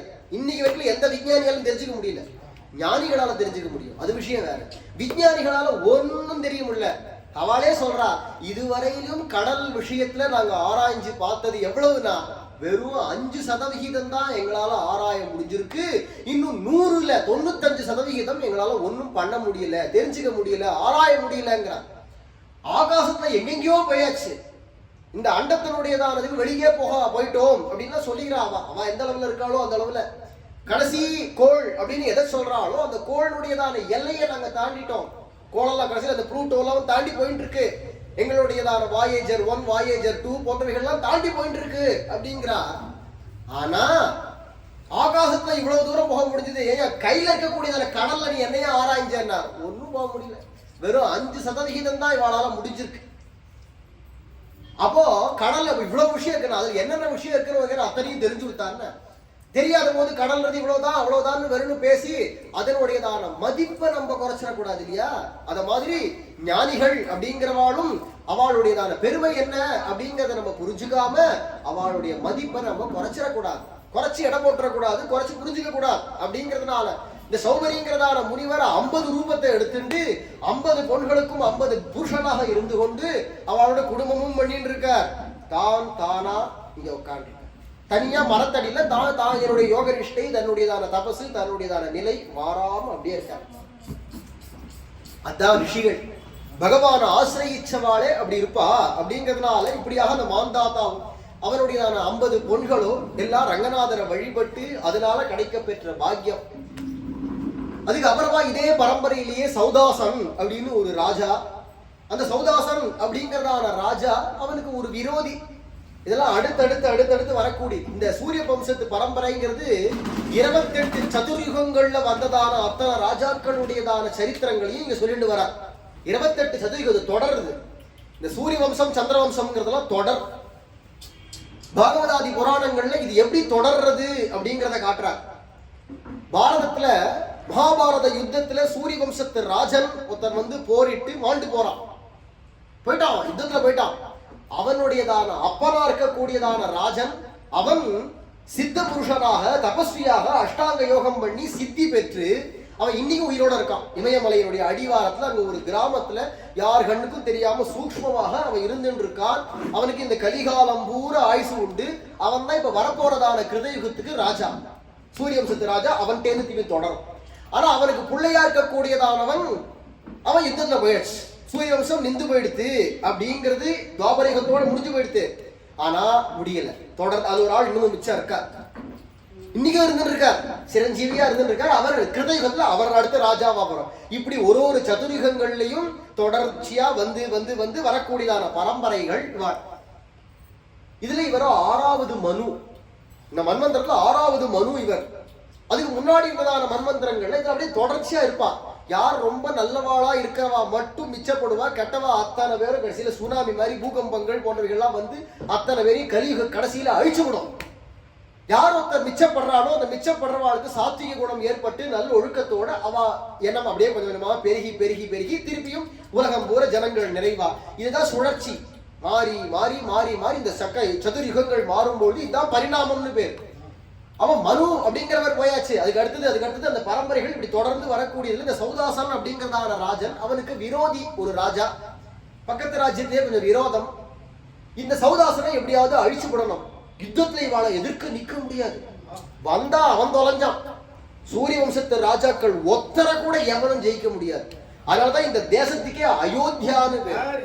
யுத்தத்துல யாராலும் வெல்ல முடியாததான தேசம், அதனால அயோத்தியா அப்படின்னு இந்த தேசத்துக்கே பேருன்னும் பொழுது அந்த ராஜாக்கள் அப்படி இருந்திருக்கா. ஒவ்வொருத்தரும் சளைக்காத ராஜாக்கள். அதனால அவன் தந்திரமா இந்த ராஜாவுக்கு கெடுதல் பண்ணணும்னு நினைச்சான். அவன் என்ன பண்ணான்னா, யாரோ சில பேர் ஆபிசாரங்கள் பண்றவா பிலிசூன்யம் வைக்கிறவாளை பிடிச்சி பிரம்மராட்சசை ஏவி விட்டான். அதெல்லாம் உண்மைதான். இந்த 2024 வந்து பிரம்மராட்சஸ் இருக்கா, பேய் இருக்கா, பிசாசு இருக்கான்னு கேட்காதீங்க. எல்லா காலத்தையும் எல்லாம் உண்டு. அது 24 என்ன 2024 என்ன 5036 போகட்டுமே, 5036 போகட்டும். 4,35,000 32,000 வருஷம் கலியுகம்னு சாஸ்திரம் சொல்றது. அந்த 4,32,000வது வருஷத்துக்கு போனாலும் பேய் பிசாசு பில்லி சுனி எல்லாம் உண்டுதான். எதுவும் மாறுறது மனுஷா இருக்கோமோ இல்லையோ, மனுஷா இருக்கிறவங்க பேய் பிசாசு உண்டு. ஏன்னா மனுஷன் தானே பேயா மாறுறான். யாரே இது மனுஷன் தானே பேயா மாறுறான். அப்படி இருக்கிறதுனால இது இருக்கிறதுக்குள்ள அது இருக்கும், அது இருக்கிறதுக்குள்ள இது இருக்கும், மாறாது. பேய்கள் இருக்கிற வரைக்கும் அதுகள் படுத்துறதுக்கு மனுஷா வேணும், அது இருக்கும். மனுஷன் இருக்கிற வரைக்கும் மாறி பேயா மாறுவோம். அந்த மாதிரி இருக்கக்கூடியதால துர்கிரகங்கள் துர்ச்சேஷ்டிகள் இதெல்லாம் தானே. அப்படி இருக்கிறதுனால அந்த பிரம்மராட்சசுங்கிறது பிராமணனாக பிறந்து எல்லாம் படிச்சு யாகங்கள் பண்ணும்பொழுது அதுல ஏற்படக்கூடியதான தவறுதல்களால மந்திர உச்சாரணத்திலையோ செய்யக்கூடியதான கிரியைகள்லயோ ஏற்படுற குற்றங்களால குறைகளால அடுத்த பிறவி பிரம்மராட்சசா போகும். பேய் பிசாசு போன்றவர்களுக்கெல்லாம் ராஜாவாக தலைமை வகிக்கக்கூடியதான நிலையில இருக்கக்கூடியது பிரம்மராட்சஸ். பயங்கரமானது. அதுக்கு சக்திகளும் ஜாஸ்தி. யாரை வேணா எப்படி வேணா என்ன வேணா படுத்த முடியும்.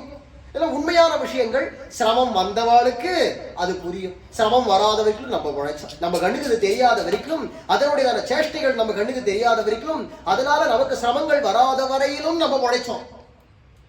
அதெல்லாம் இல்ல, அப்படி கிடையாது, இதெல்லாம் கிடையாது, இதெல்லாம் பொய், இதெல்லாம் உட்டாசு அப்படின்னு சொல்லலாம். ஆனால் அந்த சிரமம் வந்தவனுக்கு தான் அந்த வலி புரியும். அடிபட்டவனுக்கு தானே வலி புரியும். ஒருத்தன் தெருவோட போயிட்டு இருந்தானா, அங்க ஒருத்தனை என்ன ஆச்சுன்னா ஐயோ ஐயோ ஐயோ ஐயோ நெளிஞ்சு நெளிஞ்சு துடிக்கிறான், நெளியறான், சுடிக்கிறான். என்னையா ஆச்சுன்னு கேட்டா, தேள் குட்டி எடுத்து தேள் குட்டி எடுத்தா துடி குதி குதிக்கிறான், நெளி நெளின்னு நெளிகிறான். என்னையா ஆச்சு, தேள் குட்டினா என்ன அப்படின்னு கேட்டான்னா, கொட்டினா தானே உனக்கு தெரியும் அந்த வலி. அவன் நெடுகிறான், சுடிக்கிறான், ஐயோ ஐயோன்றானா, அவனுக்கு அந்த வலி அனுபவிக்கிறான். உனக்கு தெரியலன்னா அப்ப என்ன அர்த்தம்னா, நீ ஒண்ணுமே எதுக்கு பண்றான்னு சிரிப்பான். கேள்வி பண்ணி சிரிச்சான்னா அவனுடைய முட்டாள்தனம்னு அர்த்தமே தவிர அதுக்காக வலி இல்லைன்னு அர்த்தம் இல்ல, தேளுக்கு விஷம் இல்லைன்னு அர்த்தம் இல்லை. அத மாதிரிதான் இது. அப்படி இருக்கிறதுனால இந்த பிரம்மராட்சசு அப்படிங்கறத ஏவி விட்டா அந்த பக்கத்து நாட்டு ராஜா சௌதாசனுக்கு தெரியாது பாவம். அவன் அந்த பிரம்மராட்சத்தை எதிர்பார்க்கிறது, எப்படி இவங்கிட்ட உள்ள வருது, எப்படி இவனை அட்டாக் பண்றது அப்படின்னு எதிர்பார்க்கிறது. நேரடியா வந்து ஏன்னா இவாள் பரம்பரையா வைஷ்ணவாளாக இருக்கக்கூடியவாளாக்கனால நேரடியா தாக்க முடியல.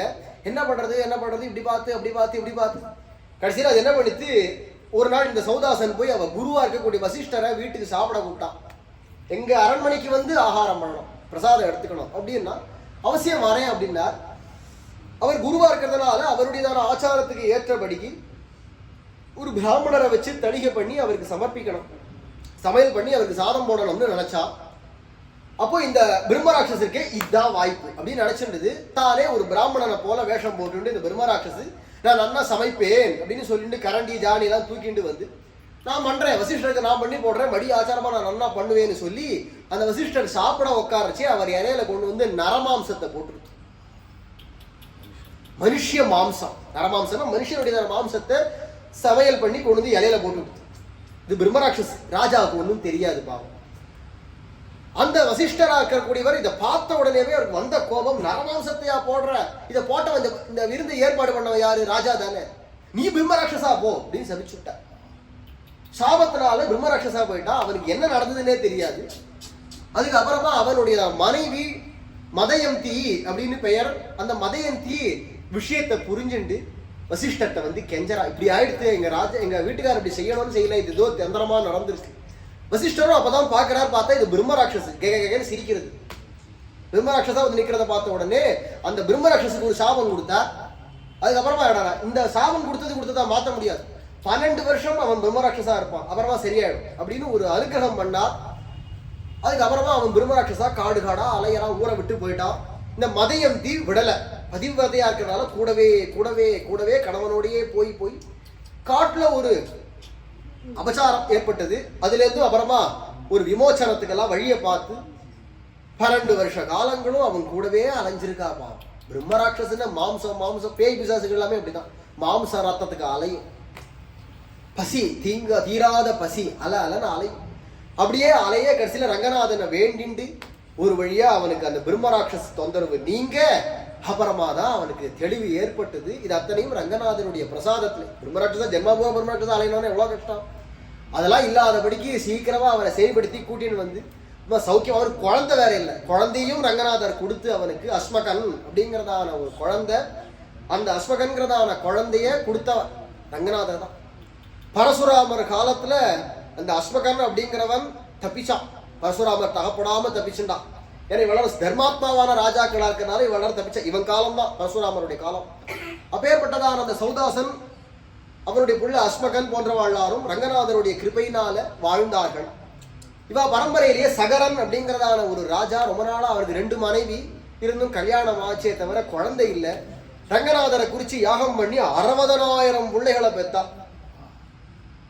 ஒத்தி 60,000 பிள்ளைய பெத்தா, இன்னொத்தி அசமஞ்சங்கிற ஒரே ஒரு பிள்ளைய பெத்தா. அதுக்கு பேர் அசமஞ்சன். இந்த அசமஞ்சன் ரொம்ப முரடனா இருக்கும், இருக்கிற குழந்தைகள் எல்லாம் பிடிச்சி தண்ணி உள்ள போட்டு கொலை பண்ணி விடுவான். விளையாடுற குழந்தைகள் எல்லாத்தையும் ரொம்ப முரட்டத்தனம் பண்ணிட்டு இருந்தான், எல்லாரையும் படாத பாடுபடுத்திட்டே இருந்தான். அவன் அப்பா பார்த்தார், இனிமே இவனை வச்சுட்டோமான ராஜ்யத்துல ராஜ்யம் தாங்காது, அதனால என்ன பண்றான், இனி நீ நாட்டுக்குள்ளே வரக்கூடாது, காட்டுக்கு ஓடுறான் அப்படின்னு மிரட்டிட்டான். உடனே அந்த பையன் எதிர்மா பண்ணா, ரொம்ப சந்தோஷம் நான் போயிட்டு வரேன்னு சொல்லிட்டு போற வழியில எந்தெந்த குழந்தைகளா உள்ள தண்ணிக்குள்ள அடிச்சு சாகடிச்சானோ அத்தனையும் உயிரோட வரும்படி பண்ணிட்டு காட்டு போய்விட்டான். அவன் ஒரு சித்தன். அவன் ஏன்னா இங்க ஊருக்குள்ள இருந்து இதெல்லாம் இந்த திடீர்னு அடுத்த ராஜ்யத்தை ஆளுன்னு சொன்னாலும் சொல்லுவா, என்ன நடக்கும் தெரியாது. அப்படிங்கிறதுனால எங்கேயாவது நமக்கு இந்த பந்தத்தை மாட்டின்ற போறோமேங்கிறதுனால பகவான எந்த தொந்தரவும் இல்லாம தியானம் பண்ணணும்னு நினைச்சு வேணும்னே தான் அத்தனை குழந்தையும் கொலை பண்ணான். அவனுக்கு அது மட்டும் இல்ல, குழந்தைய கொலை பண்ணா அதை திருப்பி மீட்டு கொடுக்கறதுக்கான சக்தி அவன்கிட்ட இருக்கு. அதனால போர் சேர பண்ண அத்தனையும் மீட்டு கொடுத்துட்டு காட்டுல எங்க போனேன்னு தெரியாம அனாமதேயமா போய் ஒளிஞ்சுட்டு தபசு பண்ணா. அவனுடையதான புள்ள அம்சுமான் அப்படின்னு பெயர். இந்த 60,000 பிள்ளைகள் இருக்காளே இவாளை வச்சுட்டு இந்த இந்த அசமஞ்சனை அடிச்சு விரட்டி விட்டார் ராஜா. அப்புறமா தான் தெரிய வந்தது அவன் அப்பேற்பட்ட யோகீஸ்வரன் அப்படிங்கிறதுலாம் முதல்ல தெரியாது. அவன் துஷ்டன் அடிச்சு அடிச்சு விரட்டி விட்டார். அப்படிதான் அவனுடையதான பாதைன்னு பகவானுடைய சங்கல்பம்.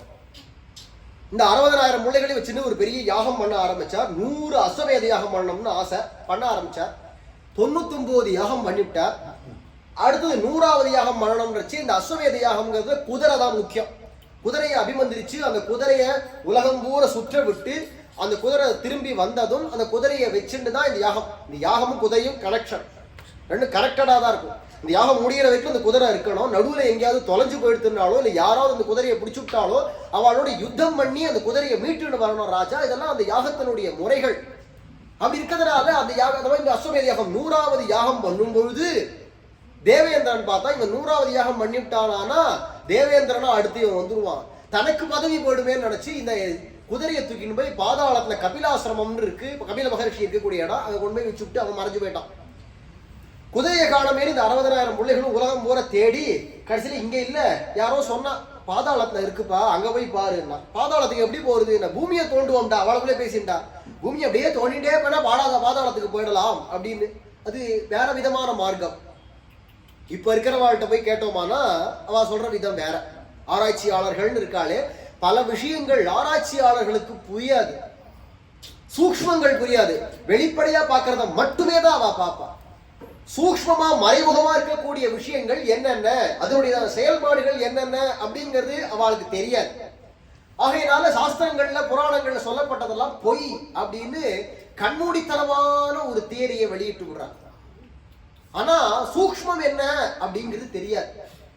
எத்தனையோ விஷயங்கள் இருக்கு, சூக்ஷ்மமான விஷயங்கள் எத்தனையோ இருக்கு, அதெல்லாம் நம்ம கண்ணுக்கு தெரியாதுன்னு குறிப்பிட்டு இருக்கா, கண்ணுக்கு தெரியாதுன்னே சொல்லியிருக்கா. புராணங்கள்லயே இருக்கு. மேருமலை அப்படிங்கிறது இந்த பூமியை தாங்கக்கூடிய மலை, ஆனா அது ரொம்ப பெருசானது, கண்ணுக்கு தெரியாது, தெளிவா இருக்கு. அதிர்ஷ்யா, கண்ணுக்கு தெரியாது அப்படின்றதே இருக்கு. அதனால அது ஒரு மலையே இல்ல அப்படின்னு இவன் முடிவு கட்டுறான். உனக்கு கண்ணுக்கு தெரியலன்றது தெரியாத விஷயங்கள் எத்தனையோ இருக்கு, எத்தனையோ விஷயங்கள் இருக்கு. அப்போ நான் பார்த்தாதான் நம்புவேன் அப்படின்னு சொன்னீங்கன்னா எத்தனையோ விஷயங்களை பார்க்காம தான் நம்ம நம்புறோம். இதை பார்த்துதான் நம்புவேன்னு சொல்ல முடியாது. அப்ப கண்ணுக்கு தெரியாத விஷயங்கள்லாம் பல இருக்கிறது போல இவா என்ன பண்ணான்னா பூமியை தோண்டிண்டே போனா கடைசியில கீழே போய் கபிலாசிரமத்தை குதிரையை பார்த்ததும் இவர் தான் தூக்கி வந்துட்டார் அப்படின்னு நினைச்சுட்டு அவருக்கு அபசாரப்படவும் அவர் சாம்பலா போ அப்படின்னு சபிச்சு விட்டார். அப்படியே 60,000 பேர் முட்டு சாம்பலா போயிட்டார். அப்புறமா அந்த சகரனுக்கு என்ன பண்றதுன்னு தெரியல.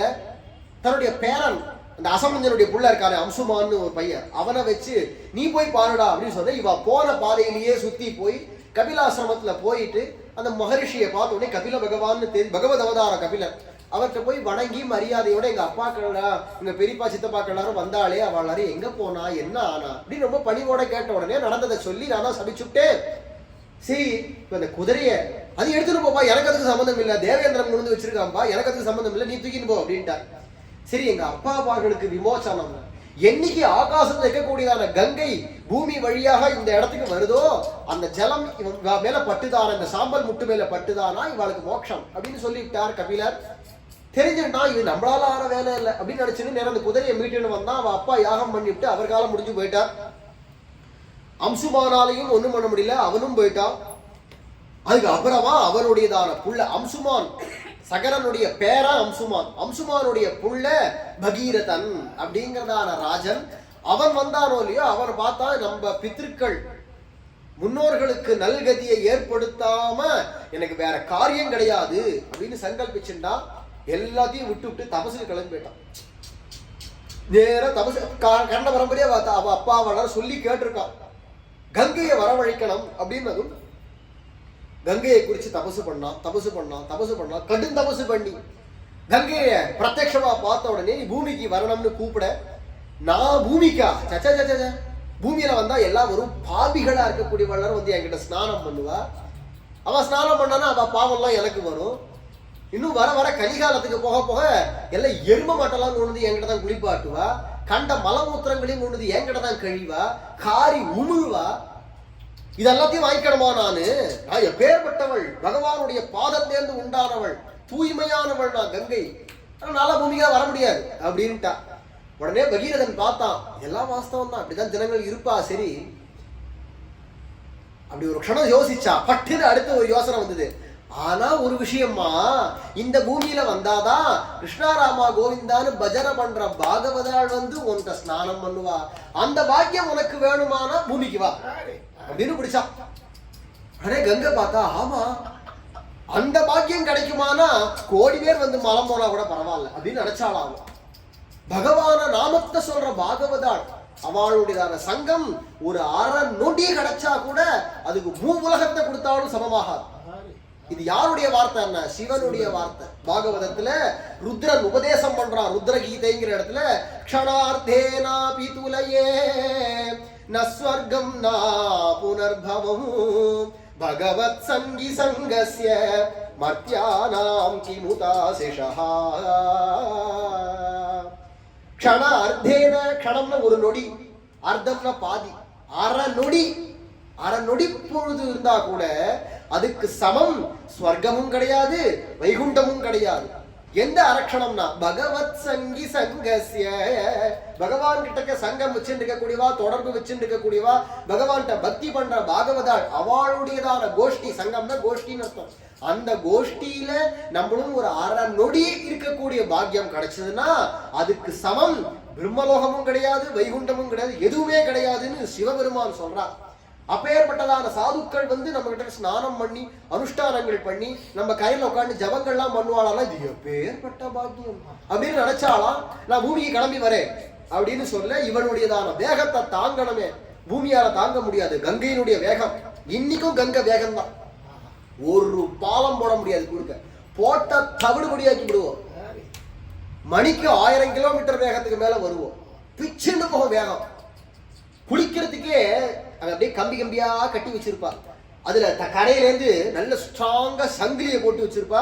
அந்த சங்கிலியை பிடிச்சுட்டே தான் போய் குளிக்கணும். பத்ரிகாசிரமத்துல எல்லாம் சில இடங்கள் அந்த படித்துறைகள் எல்லாம் சங்கிலி கட்டி வச்சிருப்பா. அப்படி சங்கிலியை கட்டின்னு குடிக்கிறவாளுக்கே பிச்சுன்னு வேணும், இழுத்துட வேணும். அவ்வளவு பயங்கரமான வேகத்துல போகக்கூடிய கங்கை சாமானியம் இல்லை. அந்த கங்கை அது ரொம்ப மெதுவா வர கங்கை. அந்த இமயமலையில கங்கோத்திரிக்கு அப்புறமா ரொம்ப மெதுவா வராகும். அந்த மெதுவா வரதே இந்த லட்சணம். பூமிக்கு வந்த வேகம் பயங்கரம். அவ்வளவு பயங்கரமான வேகத்துல வராங்கிறச்சு யார் தாங்க முடியும்னா சிவனை கூப்பிடு, அவரால் தான் தாங்க முடியும் அப்படின்னு சொன்னதும் சிவனை குறிச்சு தபசு பண்ணா. கடுமையான தபசு பண்ண உடனே சிவன் காட்சி கொடுத்து அவர் ஆசுதோஷம் சட்டுன்னு சந்தோஷப்பட்டுருவார். என்ன வேணும் அப்படின்னு கேட்பேன். பாவம் ஆனா சந்தோஷப்படுறாரோ இல்லையோ சட்டுன்னு, அதனாலேயே பல சிரமங்கள் அவருக்கு. பாவம், நான் தோஷம் சொல்றதுக்காக சொல்லல, அப்படி சட்டுன்னு சந்தோஷப்படுறதுனாலேயே பல சிரமங்களும் அவருக்கு வந்துடுறது. ஆனா இந்த இடத்துல சிரமம் இல்லை, பாக்கியம். சந்தோஷப்பட்டா என்ன வேணும்னா கங்கை வரா, விஷ்ணுபாத தீர்த்தமா, அடியனுக்கு பாக்கியமாச்சே அப்படின்னாரா. உடனே என்ன பண்ணார்னா அடியன் சிரசால தாங்கிக்கிறேன் அப்படின்னு சொல்லி பகவானுடையதான திருவடிகளை கால்களை விளக்கினதான அந்த கங்கா ஜலத்தை தன்னுடைய சிரசால தாங்குறான். அதுல கூட இப்பெல்லாம் சில போட்டோக்கள்லாம் பாக்குறேன். அப்படி நிமிந்து சிவபெருமான் நிக்கிறதாகவும் அவர் தள்ள கங்கை குதிக்கிறதாகவும் வரையறா. அதெல்லாம் தப்பு. பாகவதன் அப்படி இல்ல, அப்படி கை குவிச்சு வணங்கி வினயத்தோட பவ்யமா அந்த தீர்த்தத்தை தலையில வாங்கிக்கிறாருன்னு தான் பாகவதம் வர்ணிக்கிறது. நதசிரஹா அப்படி தலையை வணக்கி வாங்கிக்கிறார். கை குவிச்சுன்னு சாஞ்சலிர் நதசிரஹான்னு கத்தியமா சொல்லிட்டு போறார் பஞ்சமஸ்கந்தத்துல பாகவதத்துல. அப்பேற்பட்டதான அந்த சிவனுடையதான தலையில விழறா விழறா விழறா அகண்டமா கொட்டுறது. பொட்டு தண்ணி வெளில வர மாட்டேங்க, அத்தனையும் சுவாகான்னு மொத்தமா முடியும். அவருடைய சடைக்குழுக்குள்ளேயே அத்தனையும் அடக்கிவிட்டார். கங்காதரன் அப்படின்னு சிவனுக்கு அதனாலதான் பேர் வந்தது. அப்புறமா பார்த்தாங்க வெளில வரமாட்டேங்கிறதே தண்ணீர் அப்படின்னு சொல்லி கொஞ்சம் எங்க பிதர்களுக்காக பூமிக்கு விடணும்னு கெஞ்சினான் பகீரதன்.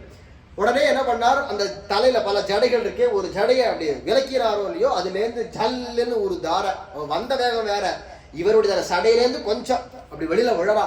அப்படி அந்த மேருமலை மேல விழுந்து 4ஆக பிரிஞ்சு கிழக்கு மேற்கு வடக்கு தெற்குன்னு 4ஆ பிரியரா. அதுல தெற்கு பக்கமா வர்றதுதான் கங்கைன்னு சொல்றோம். வேற வேற பேர்கள் மிச்சம் 3த்துக்கும்.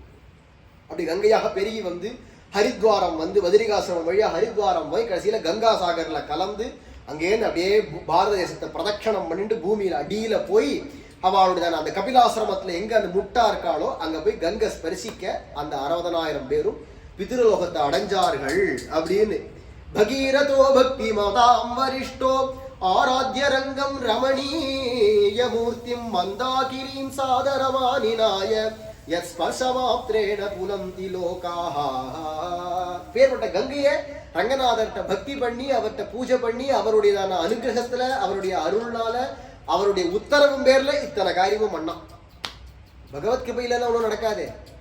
அதுக்கப்புறமா அவ பரம்பரையிலேயே கட்வாங்கன் அப்படிங்கிறதான ஒரு ராஜன்.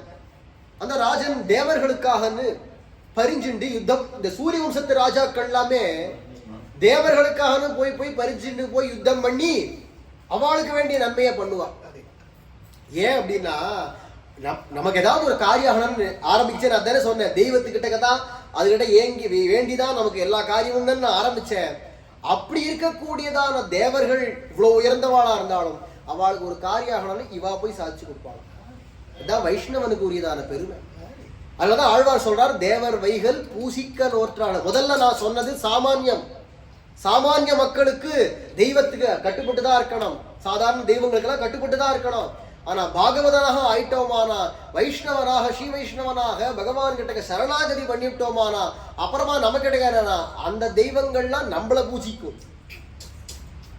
ஏன்னா நம்மள பகவானுக்கு நேரடியான பரமாத்மாவான குடுமுதற் கடவுளான நாராயணனுக்கு ஆட்பட்டு விட்டோமானா, ஸ்ரீமன் நாராயணனுடையதான அடியவர்களாக அவனை சரணம் அடைந்தவர்களாக நம்ம ஆன பிற்பாடு மற்ற தேவர்கள் எல்லாரும் நம்மள பூஜிப்பா. நம்ம அவளை பூஜிக்க கூடாது. பூஜிச்சோமானா அவளுக்கு கோபம் வரும், அவளுக்கு கோபம் வரும். நம்ம அவளை போய் பூஜிக்க கூடாது, அவ தான் நம்மள பூஜிப்பா. தெய்வங்கள்லாம் இப்போ எங்களெல்லாம் பார்த்தா என்ன பண்ணுவேன், கையெடுத்து சேவிக்க. யார் யாரெல்லாம் இந்த சமாசயனம் பண்ணிட்டு பகவானை ஆசிரியிச்சிருக்காளோ ஒரு ஆச்சாரியர் மூலமா, அப்பேற்பட்ட பாகவதால தேவர் வைகள் பூசிக்க நோற்றார்களே அப்படிங்கிறாரு. அப்பேற்பட்டதாக்குனால தேவர்களுக்கே கஷ்டம்னா கூட இந்த ராஜாக்கள்லாம் போய் உதவி பண்ணுவாளாம். அத மாதிரி இந்த கட்வாங்கன் அப்படிங்கிறவன் தேவலோகத்துக்கு போய் யுத்தம் பண்ணி எல்லாம் முடிச்சு விட்டு தேவேந்திரன் ரொம்ப கொண்டாடினா, உனக்கு என்ன வரம் வேணுமோ கேட்டுக்கோ.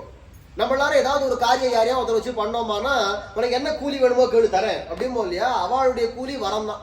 அங்க கொடுக்குற கூலி வரம், இங்க கொடுக்குறது பணம்.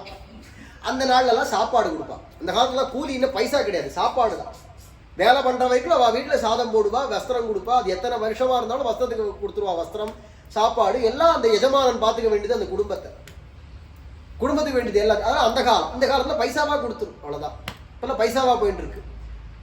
தேவேந்திரன் உனக்கு என்ன வேணுமோ கேளுன்னா சொன்னா, எனக்கு இன்னும் எவ்வளவு ஆயுசு இருக்குன்னு சொல்ல. ஏன்னா எப்போ ஆயுசு முடியும்னு தெரியாது இல்லையா நமக்கெல்லாம். இந்த கட்வாங்கன்னு கேட்டா எனக்கு எப்போ ஆயுசு. உடனே தேவேந்திரன் அப்படி பார்த்தா, நீ இங்கேருந்து பூமி போய் சேர்ந்துட்டியானா, பூமியில நீ போனதும் அதுலேருந்து உனக்கு 1.5 மணி நேரம் ஆயுசு. பூமிக்கு நீ போய் என்னைக்கு சேர்றியோ அன்னைக்கு சேர்ந்த அன்னைக்கு 1.5 மணி நேரம், அவ்வளவுதான் உனக்கு ஆயுசு, உயிர் போயிடும் அப்படின்னா. அப்படியா, சரி அப்படின்னா நேர போயிட்டு வரேன் அப்படின்னு கிளம்பிட்டான். வேற ஏதாவது வேணுமா, ஒன்றும் வேண்டாம்னு கிளம்பி வந்துட்டான். நேரம் அயோத்தியா நகரத்துக்கு வந்த உடனேவே குருவா இருக்கக்கூடிய வசிஷ்டர்கிட்ட சொன்னா, எனக்கு 1.5 மணி நேரம் தான் ஆயுசுன்னு தேவேந்திரன் சொல்லு. ஆமாப்பா, உனக்கு அவ்வளவுதான்ப்பா ஆயுசு, அதோட முடியாது. அதனால இனிமே எல்லாத்தையும் நான் சர்வசங்க பரித்தியாகம் பண்ணிவிட்டு மனசால எல்லாத்தையும் விட்டுவிட்டான். நேரம் நான் வைகுண்டம் கிளம்பணும், அதனால நான் அதுக்கு உரியதான பாதையை பார்க்கிறேன் அப்படின்னா நேரம் கோவிலுக்கு வந்தா. ரங்கநாதருக்கு எதிர்க்க உட்காண்டான்.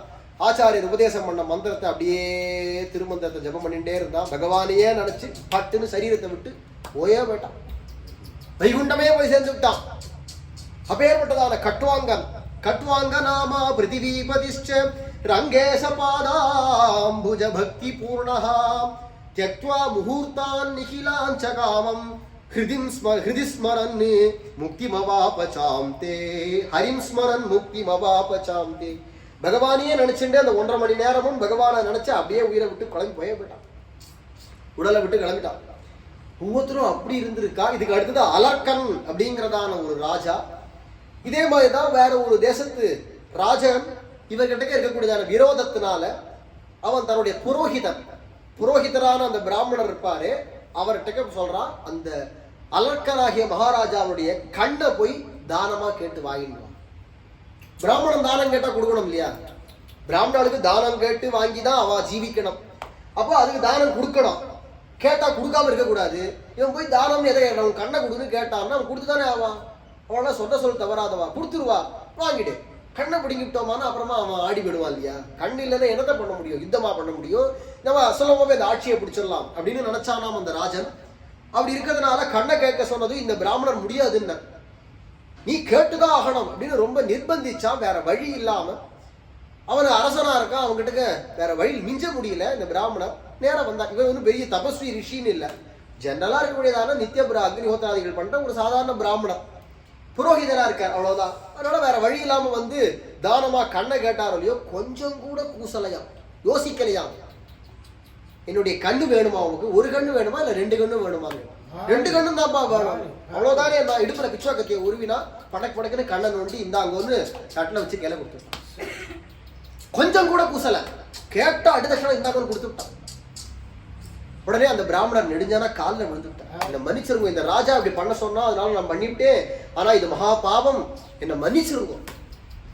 ஐயோ, நீங்க பிராமணரா இருந்து என் காலெல்லாம் விழக்கூடாது. பிராமணரா இருந்தா என்ன, தப்பு பண்ணது தானே. எந்த விதமான குற்றமும் இல்லாத உங்ககிட்ட போய் உன் கண்ணை கொண்டான்னு கேட்டது எவ்வளவு பெரிய குற்றம் எனக்கு. அவன் சொன்னான்னு கேட்டு நான் குற்றம் கேட்டதே தப்பு, வேற வழி இல்லாம கேட்டேன், ஆனாலும் கேட்டதுக்கு மன்னிப்பு முதல்ல கேட்டுக்கிறேன் அப்படின்னு காலில் விழுந்துட்டா. கவலைப்படாதீங்க, ரங்கநாதரை வந்து சேவிங்கோ, பகவான் எல்லாத்தையும் மன்னிச்சு விடுவோம் அப்படின்னு சொல்லி அழைச்சிட்டு வந்து ரங்கநாதரை எடுத்துக்க வந்து நிக்கிறா. ரங்கநாத் இப்படி கண்ணு தெரியல, ஏன்னா கண்ணு போயிடுத்தேன். அந்த பிராமணர் பிடிச்சி அது இருக்கார், ரங்கநாதரை சேவிங்க, இந்த திருவடியிலேருந்து பெருமாளை சேவிங்கோ, எவ்வளவு அழகா இருக்கார் பத்தேளா அப்படின்னு இப்படி இவன் பெருமாளை அந்த பார்த்து பழக்கம் இல்லையா, பெருமாளை பார்த்து அப்படி தலை போறது, அப்படி கண்ணு அந்த இடத்துக்கு போறது, கண்ணு உறுப்பு இல்லை ஆனா அங்க கண்ணு போறது, பார்த்தா கண்ணு மலர்ந்துருது, படபட படபட பட்ட மரம் தடுக்கிற மாதிரி கண்ணு மலர்ந்துருத்தான். என்ன பிராமணரே பார்த்தேளா, பச்சை வஸ்திரம் உடுத்தின்னு இருக்காரு பார்த்தேளா, இப்படி திரும்பி பார்க்கறா. பிராமணர் இப்படி திரும்பி முழிச்சு பார்க்கறாரு, பார்த்தா முழுசா கண்ணு இருக்கு. சித்தமேட அந்த கண்ணை தானே இவர் கையில கொடுத்தா, அந்த கண்ணை மறந்துருத்து.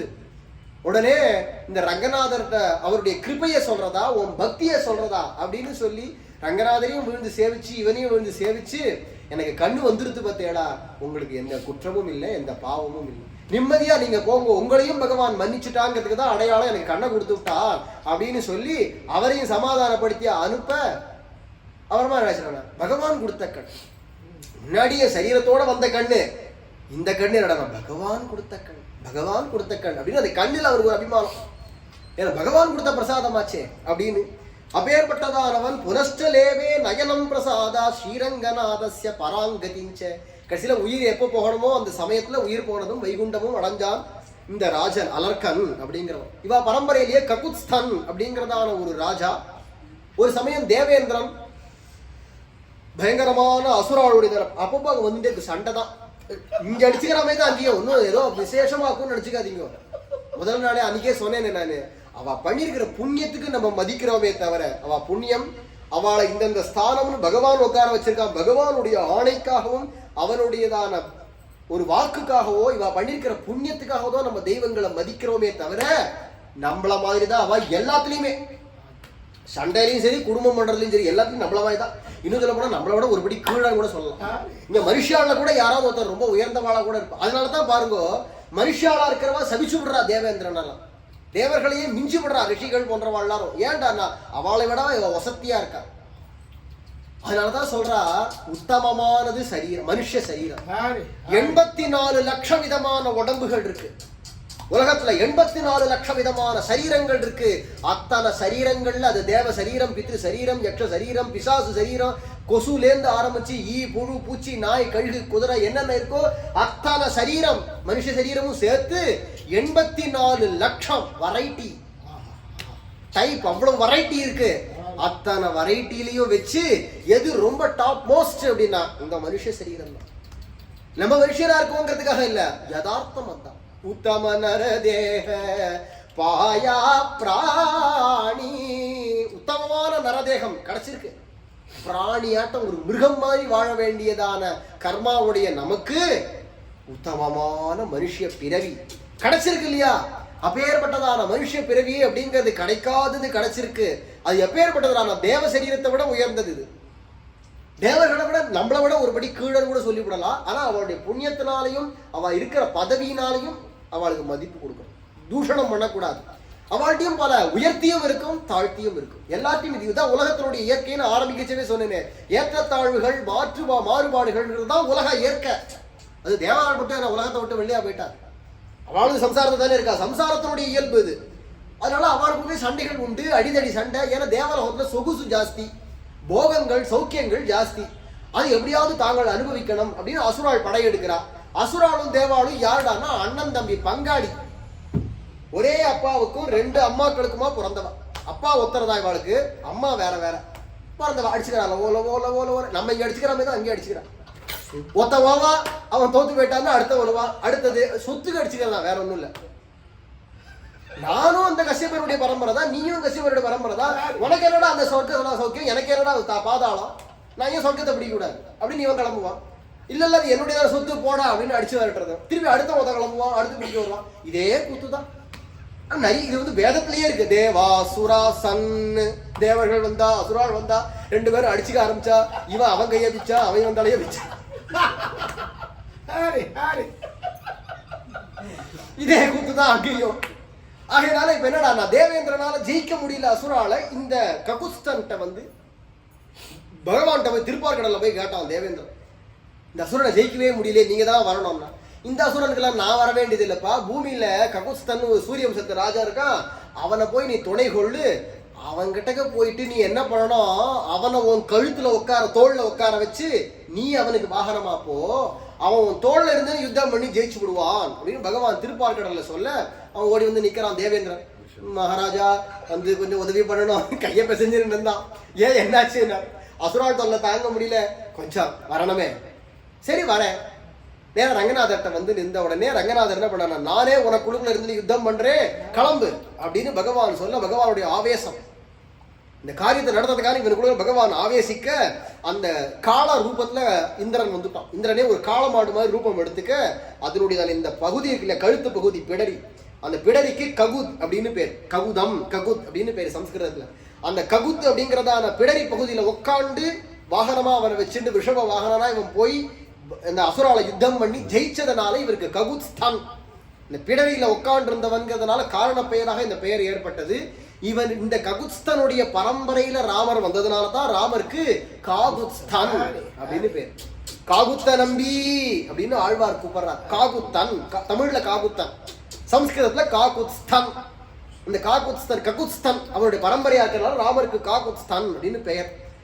அப்பேற்பட்டதான அந்த ககுஸ்தன் ராமர் ரங்கநாதருடையதான பிரசாதத்தினால தேவர்களுக்கு எதிர்க்கக்கூடியதான அசுராலேயே சண்டையில வென்று தேவாளை வாழ வச்சுட்டு திருப்பி வந்து இங்க பூமியிலேயே வந்து ஆண்டான்.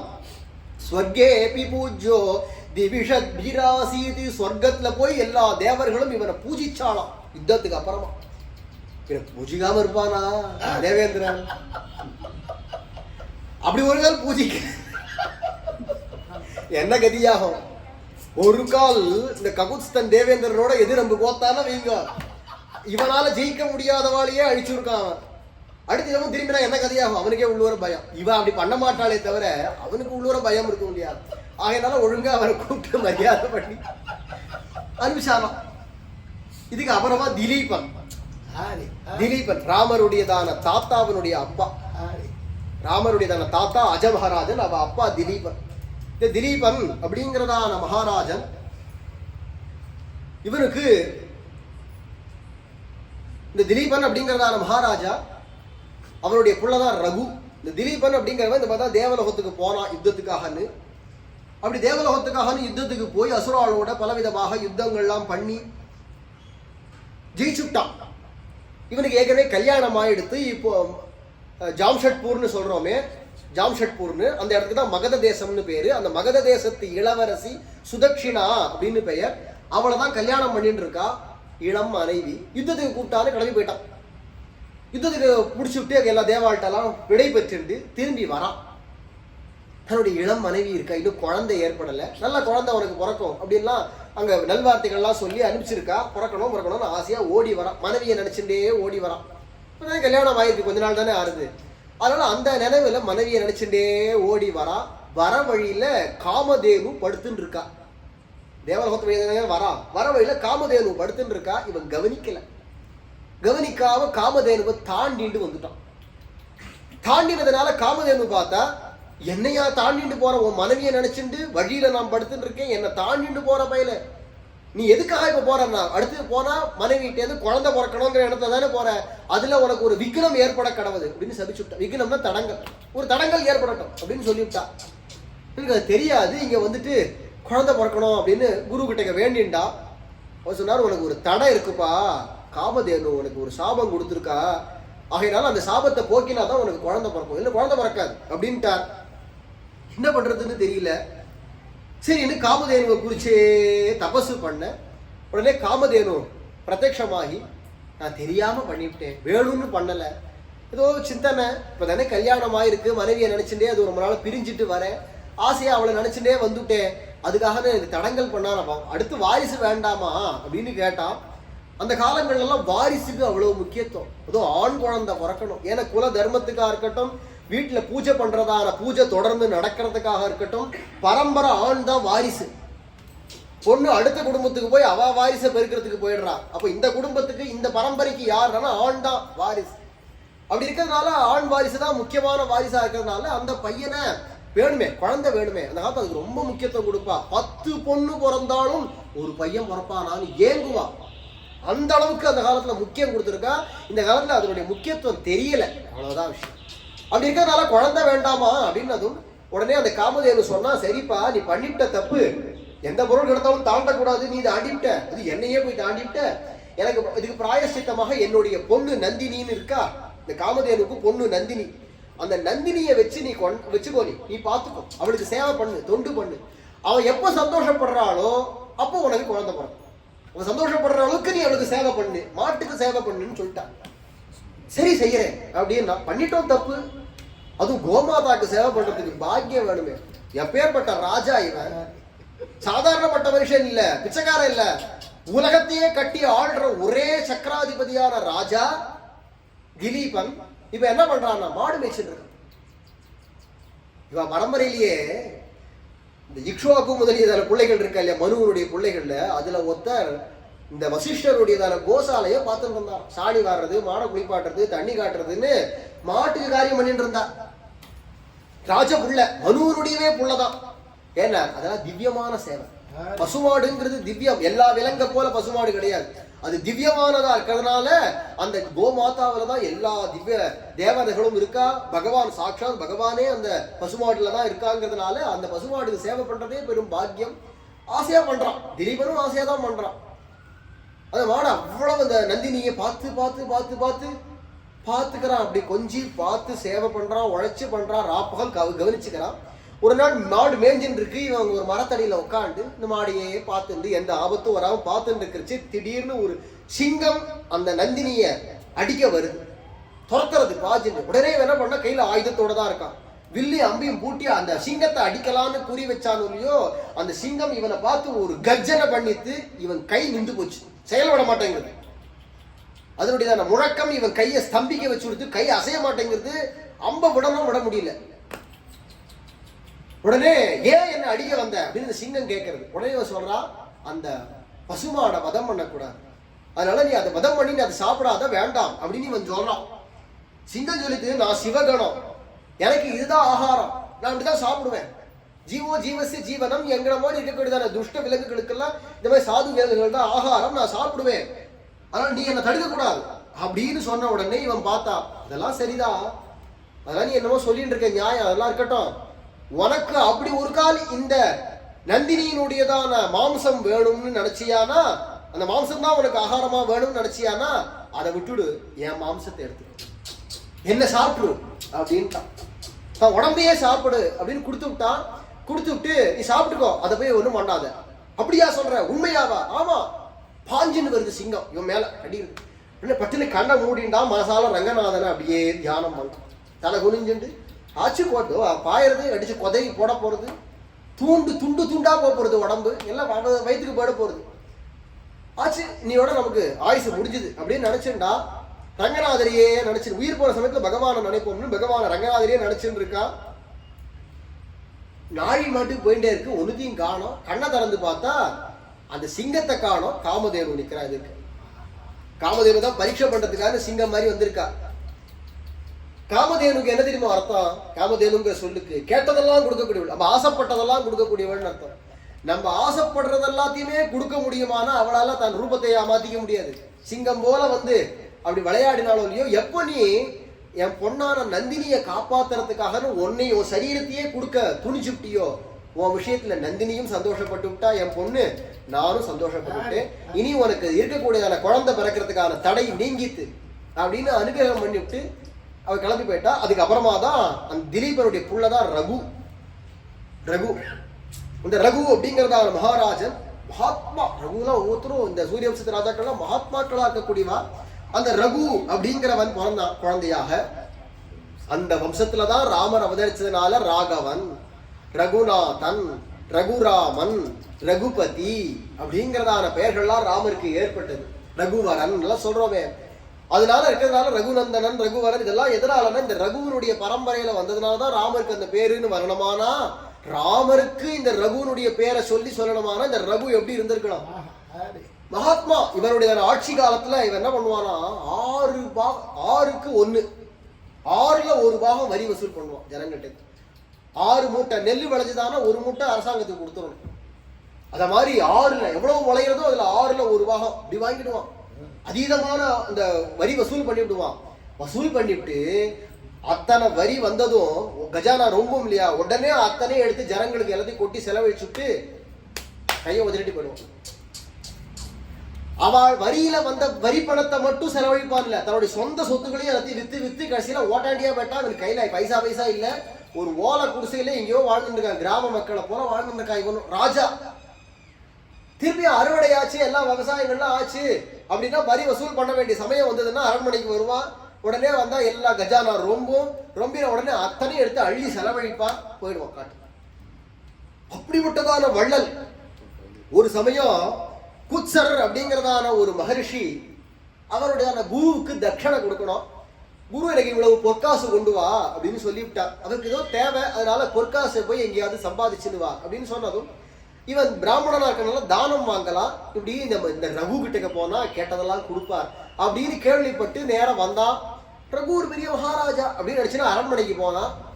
நீங்க யாரை பார்க்கணும் அப்படின்னா ரகுவை பார்க்கணும். ரகு மகாராஜா இங்க இல்ல, காட்டுல இருக்கார், வேட்டையாட போயிருக்காரு போனது அப்படின்னு நினைச்சிருந்தா. நேரசியா எங்க இருக்காருன்னு கேட்டுன்னு வந்து பார்த்தா ரகு உங்க வாசல்ல உட்காந்துருக்கான். மண் திண்ணையில ஒரு சின்ன ஓலை குடிசையில உட்காந்துருக்கான். ஒரே ஒரு சாதாரண நூல் வேஷ்டி, காட்டன் வேஷ்டி உடுத்திண்டு சாதாரணமா துளசி மாலையை கொண்டு உட்காந்துருக்கா ராஜா. மகாராஜா யாருன்னா தான் உட்காந்துருக்காரு, அவர் தான். இவரா மகாராஜா? இவர் தான் ரகுவா? ஆமா. அப்படியா? ரகு இவரை பார்த்து விட்டான் குச்சரை. இருந்தாலும் இவர் நினைச்சா இவரே இவ்வளவு ஏழையா இருக்கார், அப்பமா இவர்கிட்ட போய் நம்ம என்னத்தை தானம் கேட்கறது, இவர் நம்ம என்னத்தை கொடுக்க முடியும் பாவம் அப்படின்னு நினைச்சிருந்தா. சரி நம்ம கிளம்பிடுவோம், வேற யாரையாவது பார்த்துப்போம் அப்படின்னு திரும்பினா. உடனே ரகு ஓடி வந்தான். சுவாமி என்னை தேடின்னு வந்திருக்கீங்களே, என்ன வேணும், எதுக்காக வந்தேன்? இல்ல எங்க குருநாதர் நான் பாடம் படிச்சு முடிச்சேன், குரு தட்சணையாக கேட்டிருக்கார், இவ்வளவு பொற்காசு கேட்டா அந்த பொற்காசை உங்ககிட்ட தானமா வாங்கிட்டு போய் எங்க குரு கொடுக்கலாம்னு நினைச்சேன். நீங்களே இந்த கோட்டை குடிசையில கந்த வேஷ்டியை கட்டின்னு உட்காந்துருக்கேன், அதனால உங்கள்கிட்ட போய் நான் என்னத்தை கேட்கறது அப்படி நினைக்காதீங்க.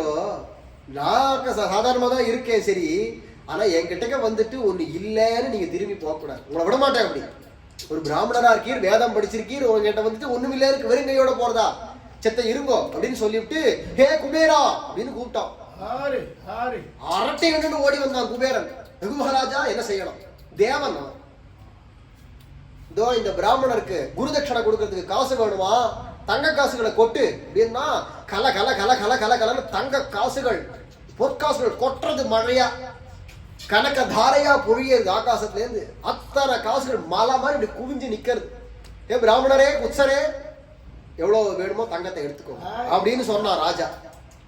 உடனே அவர் பார்த்தார், இவ்வளவு தங்கம் இருக்கு, அள்ளி அப்படியே முடிச்சு மூட்டை போட்டு தூக்கின்னு போயிடலாம், இல்ல ஏதாவது மாட்டு வண்டி ஏதாவது கிடைச்சா அதை தூக்கி அள்ளி மூட்டை போட்டே தூக்கின்னு போயிடலாம் அப்படின்னு பார்க்கணுமோ இல்லையோ.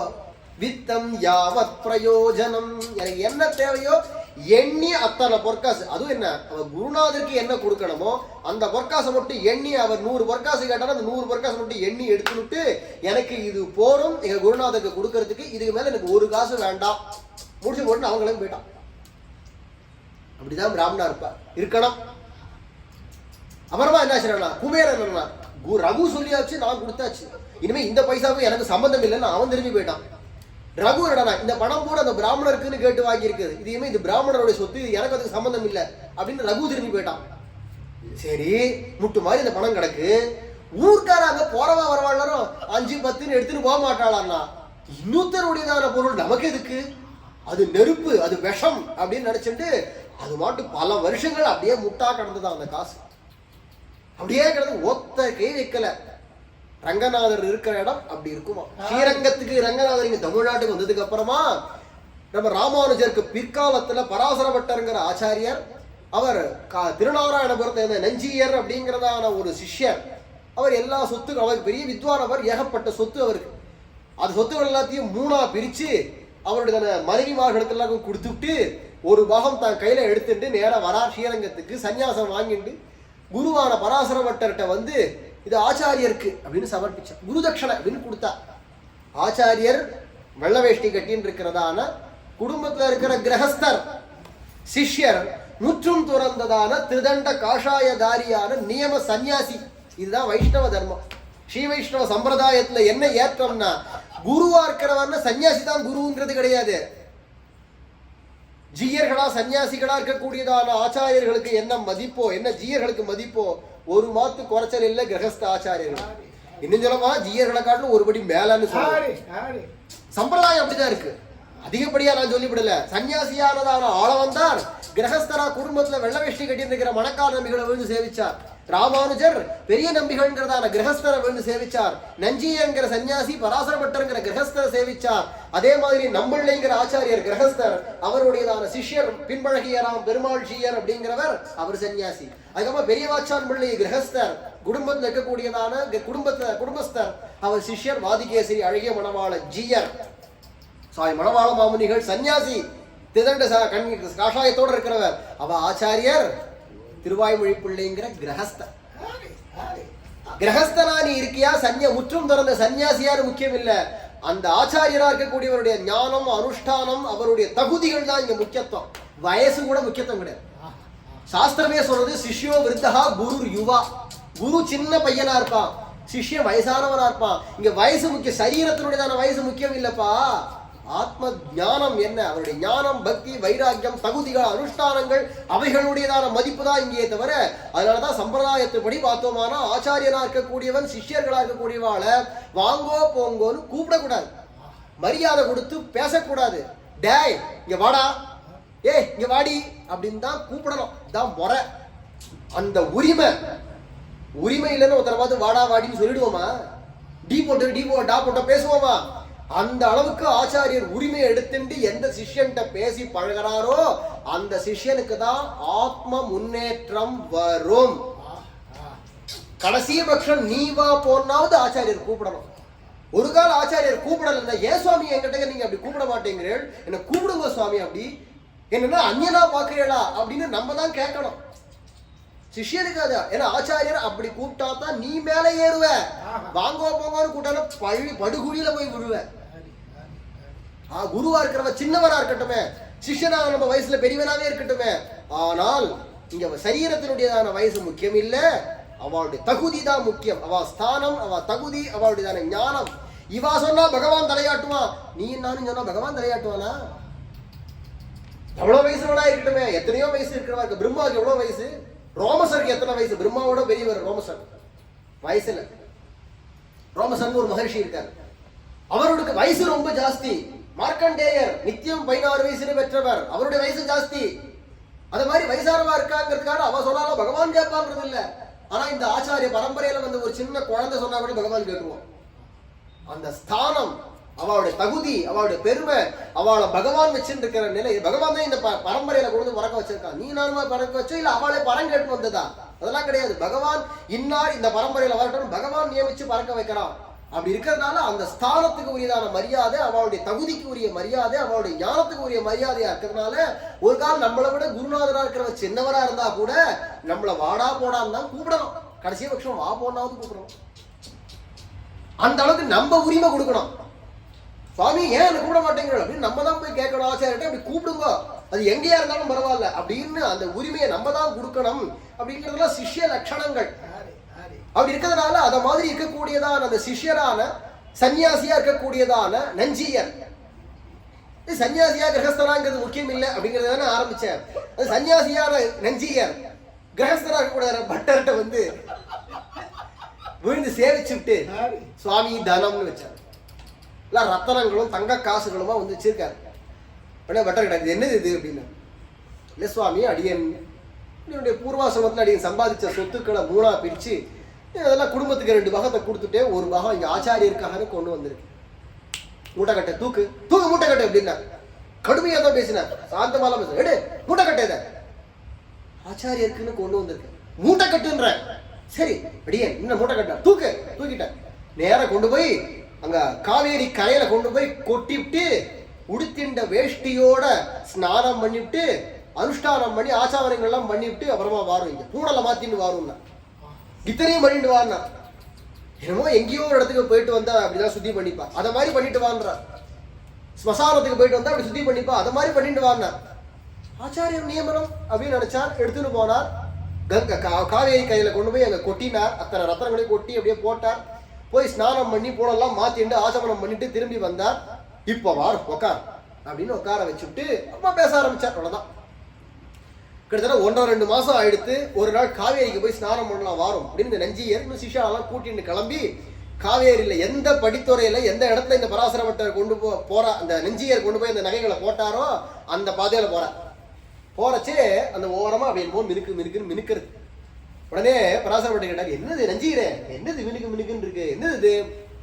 இல்ல தேவதை அன்னைக்கு அப்படின்னு கொண்டு வந்த இந்த ரத்தனங்கள் நகைகள் எல்லாத்தையும் கொண்டு போய் கொட்ட சொன்னீரே, இங்கதான் அப்படின்னு கொட்டியிருந்தேன், அதுதான் அங்க ஓரமா கிடக்கு அப்படின்னு. உடனே நெஞ்சியரே ஸ்ரீரங்கம் எப்படி இருக்கு பத்தியலா, இத்தனை ரத்தனங்கள் இத்தனை நகைகள் இவ்வளவு தங்கம் எல்லாம் கொட்டி கிடக்கு, கேட்பார் இல்லாம கிடக்கு. ஒரு வைஷ்ணவ எத்தனை பேர் வந்துட்டு போறா, ஒருத்தர் எடுத்திருப்பாளா, ஒருத்தர் எடுக்கல பத்தியா, இதுதான் காணும் ஸ்ரீரங்கம் அப்படின்னா. அப்படிப்பட்டதான மகனீயர்கள் இருக்கக்கூடிய ஊர் ஸ்ரீரங்கம். அப்படிதான் அயோத்தியில இருந்திருக்கா ரகுவனுடையதான காலத்துல. அவ்வளவு முட்டான தங்க காசுகளையும் ஒத்தர் கை வைக்கல, ஊர்க்கார ஒத்தர் கை வைக்கலையா, அப்படி ஆட்சி பண்ணிருக்காம் ரகு அப்படிங்கிறதான ராஜன். இதுக்கு அப்புறமா தான் பின்னாடி அஜமஹராஜன் அப்படிங்கிறவன் வரா. அவனுக்கு தான் புத்திரன் இல்லைங்கிறதுனால ரங்கநாதனை குடிச்சு யாகம் பண்ணி அவனுக்கு தசரதன் அப்படிங்கிறதான புத்திரன்.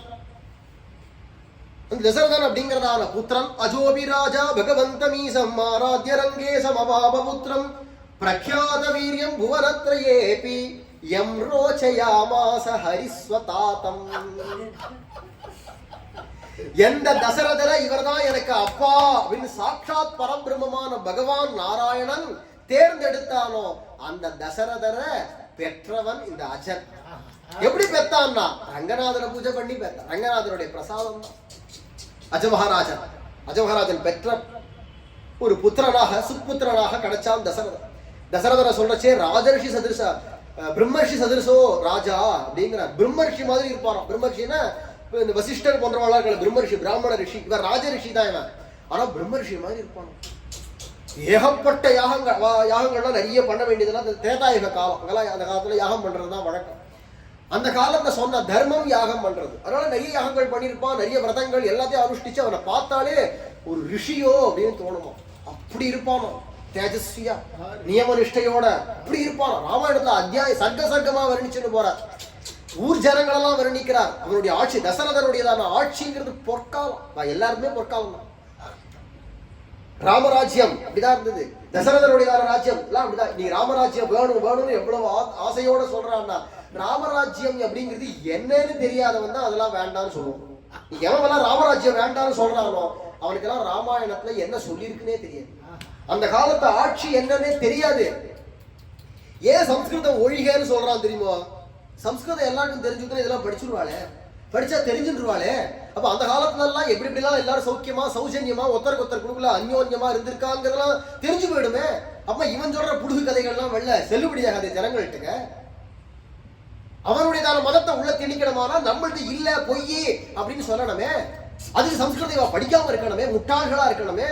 அவன் வச்சிருக்கிறதான ஒரு மட்டரகமான மொழியை தானே இவ கத்துக்கணும்.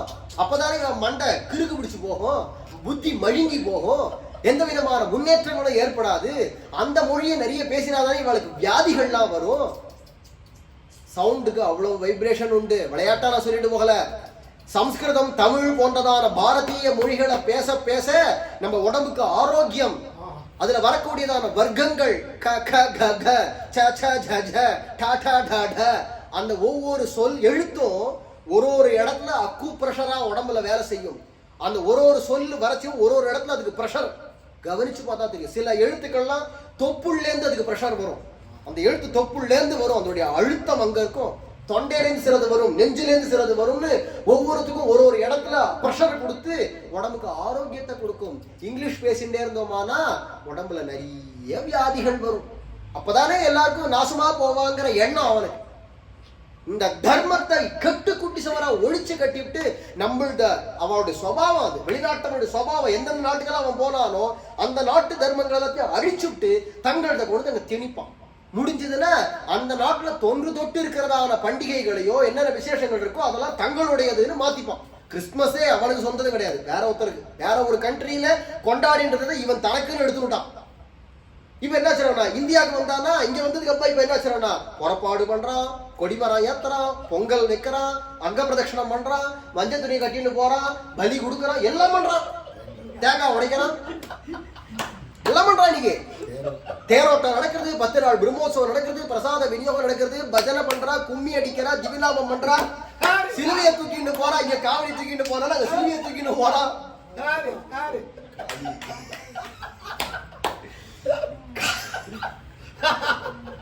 ஏண்டாங்க இது பக்தி விளைஞ்ச பூமி. அவனுடையதான மதம் இங்க செல்லுபடியாகிற மாதிரி அவன் நாட்டிலேயே செல்லுபடியாகல. அவன் நாட்டுல இருக்கிறவன் எல்லாரும் அந்த மதத்தின்படி இல்ல, இங்க இருக்கிறவன் எல்லாரும் அவ்வளவு தீவிரமா இருக்க. ஏன் அப்படின்னா இது பக்தி விளைஞ்ச பூமி. நீ ஏதோ ஒரு தெய்வம் அதுகிட்ட பக்தி பண்ணணும் அப்படின்னு சொல்லிவிட்டாரா சரின்னு வந்துருவா. அத மாதிரி ஜனங்கள், இந்த பூமியினுடைய பெருமை அது. அப்படி இருக்கிறச்சே அவன் சீட்டு அங்க செல்லுபடியாகலன்னு இங்க வந்து விட்டு இருக்கான். அப்படி இருக்கும் பொழுது அவன் என்ன பண்றான், அங்கங்க போய் இருக்கக்கூடிய எல்லாத்தையும் நாசம் பண்ணி எத்தனையோ அந்த கிறிஸ்துவ மதம் எந்தெந்த கண்ட்ரிக்கெல்லாம் போச்சோ எல்லாத்தையும் ஸ்வீப் பண்ணிடுது, முழுங்கிவிட்டா. ஆனா பாரத தேசத்துக்கு முகலாயர்களும் வந்தா, அங்கேருந்து கிறிஸ்துவர்களும் வந்தா, ஒத்தராலையும் இவ்வளவு வருஷமாகியும் கொஞ்சம் கூட மாத்த முடியும். கொஞ்சம் தான் மாத்திருக்கா, மெஜாரிட்டி அங்கெல்லாம் பூரா கண்ட்ரியே மாத்திவிட்டா, கிறிஸ்துவ கண்ட்ரி மொத்தமா மாத்திவிட்டா. ஆனா பாரத தேசத்துல ஒன்னும் நடக்கல. ஏன்னா சனாதன தர்மம் சனாதனமா இருந்துட்டே தான் இருக்கு, எவரும் மாத்த முடியாது. மேடையை பிடிச்சு மேடையில மைக்க பிடிச்சு கத்திருக்கலாம் வேணாம். அப்படி இருக்கிறதுனால அப்பேற்பட்டதான சனாதனமான தர்மம், இதனுடையதான மொழிகள், இதனுடையதான அந்த மொழியிலே வரக்கூடியதான பிரஷர், அதனால வரக்கூடியதான ஒரு நன்மைகள் எவ்வளவு இருக்கு உள்ளுக்குள்ள ஆராய்ஞ்சு போனோமானா, அப்பேற்பட்டதான நன்மைகள் உடையதானது அந்த சம்ஸ்கிருத மொழி.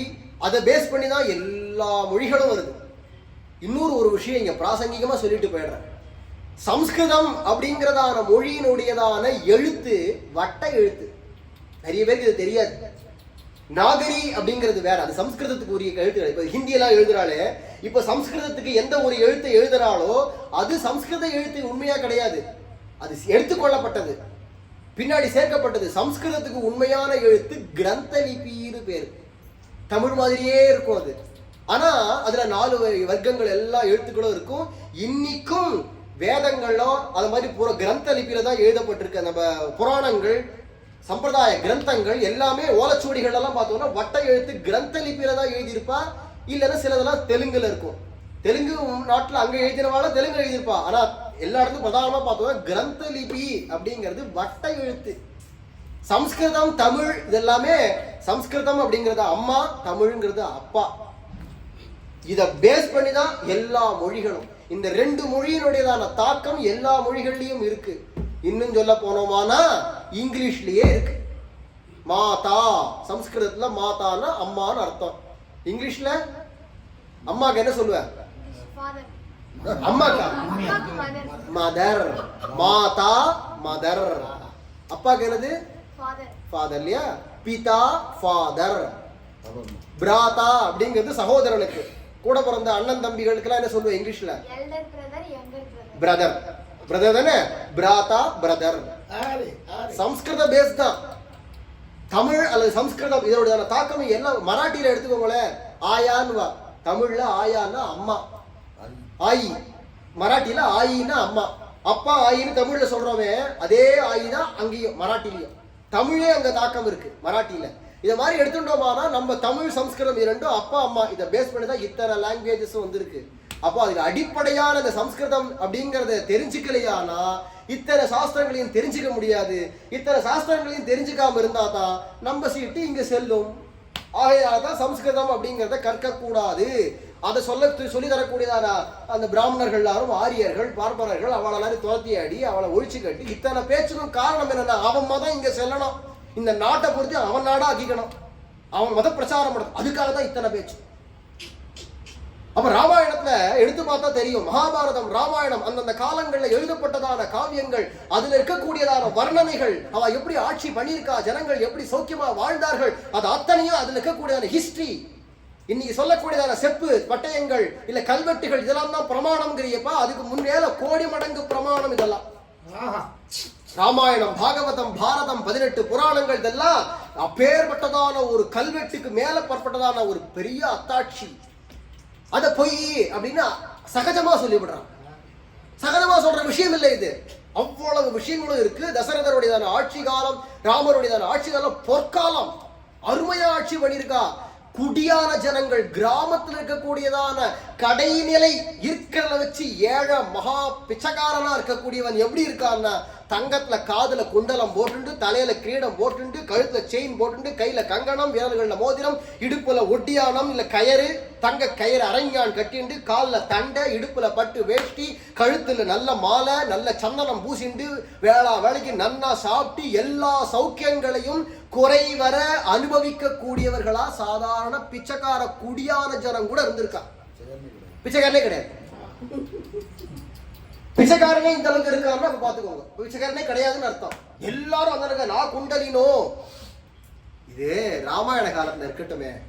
250-300 வருஷத்துக்கு முன்னாடி கிறிஸ்துவ பாதிரியார் போப் கால்டுவெல் அப்படிங்கிறதான வெளிநாட்டு கிறிஸ்துவ பாதிரியார் நம்ம இந்தியாவில் சென்னையில தான் வந்து இறங்கினான். துறைமுகத்தை இறங்கி அங்கேருந்து கன்னியாகுமரி வரைக்கும் நடந்தே போய் இந்த வட்டாரங்கள் இங்க இருக்கக்கூடியதான ஜனங்கள்லாம் எப்படி இருக்கா என்னன்னதெல்லாம் பார்த்துட்டு அவா கண்ட்ரிக்கு அவன் ஒரு லெட்டர் எழுதினான்.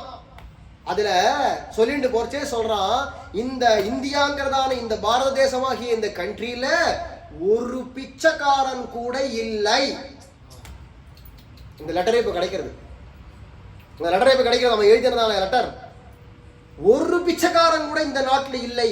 நான் பார்த்த வரைக்கும் நான் இங்க ஒரு விஷயத்தை அறிவுரை சொல்றேன்னு போய் சொன்னேன்னா எனக்கு இவ 1000 விஷயங்களை சொல்லி கொடுக்குறா. நான் இங்க சொல்லி தரத்துக்கு முடியாது. முதல்ல இவாளுடைய விஷயங்கள் எல்லாத்தையும் நான் முதல்ல கத்துக்கணும். கத்துண்டு அதுக்கப்புறமா அதெல்லாத்தையும் பொய் அப்படின்னு அவளை நம்ப வச்சு அதெல்லாத்தையும் நம்மளுடைய சரக்காக நான் உள்ள திணிக்கணும். அப்பதான் நம்ம மதம் இங்க செல்லுபடியாகும் அப்படின்னு அவன் கடுதாசி எழுதியிருக்கான் அவன் ஆட்சிக்கு. அப்ப இப்ப சமீபத்துல ஒரு 300-400 வருஷத்துக்கு முன்னாடி இத்தனை பேர் முகலாயர்களோ எல்லாரும் வந்து படையெடுத்து நம்ம பாரத தேசத்துல எல்லாத்தையும் சூறையாடின பிற்பாடு ஒரு பிச்சைக்காரன் இல்லாத அளவுக்கு ஆட்சி நடந்திருக்கு அப்படின்னா அன்னைக்கு எப்படி இருந்திருக்கும்? Richest country in the world India. உலகத்திலேயே வச்சு பணக்கார நாடு இந்தியா தான். அப்பேற்பட்ட அளவுக்கு ஆட்சி பண்ணியிருக்கார்கள். அது தசரதரத்துல ராமாயணத்துல சர்க்கமா எடுக்கிறார் எப்படி இருந்தது ஆட்சிங்கிறதெல்லாம். அப்பேற்பட்டதானவர் ராஜர்ஷி சதிரசோ அப்படிங்கிறார்.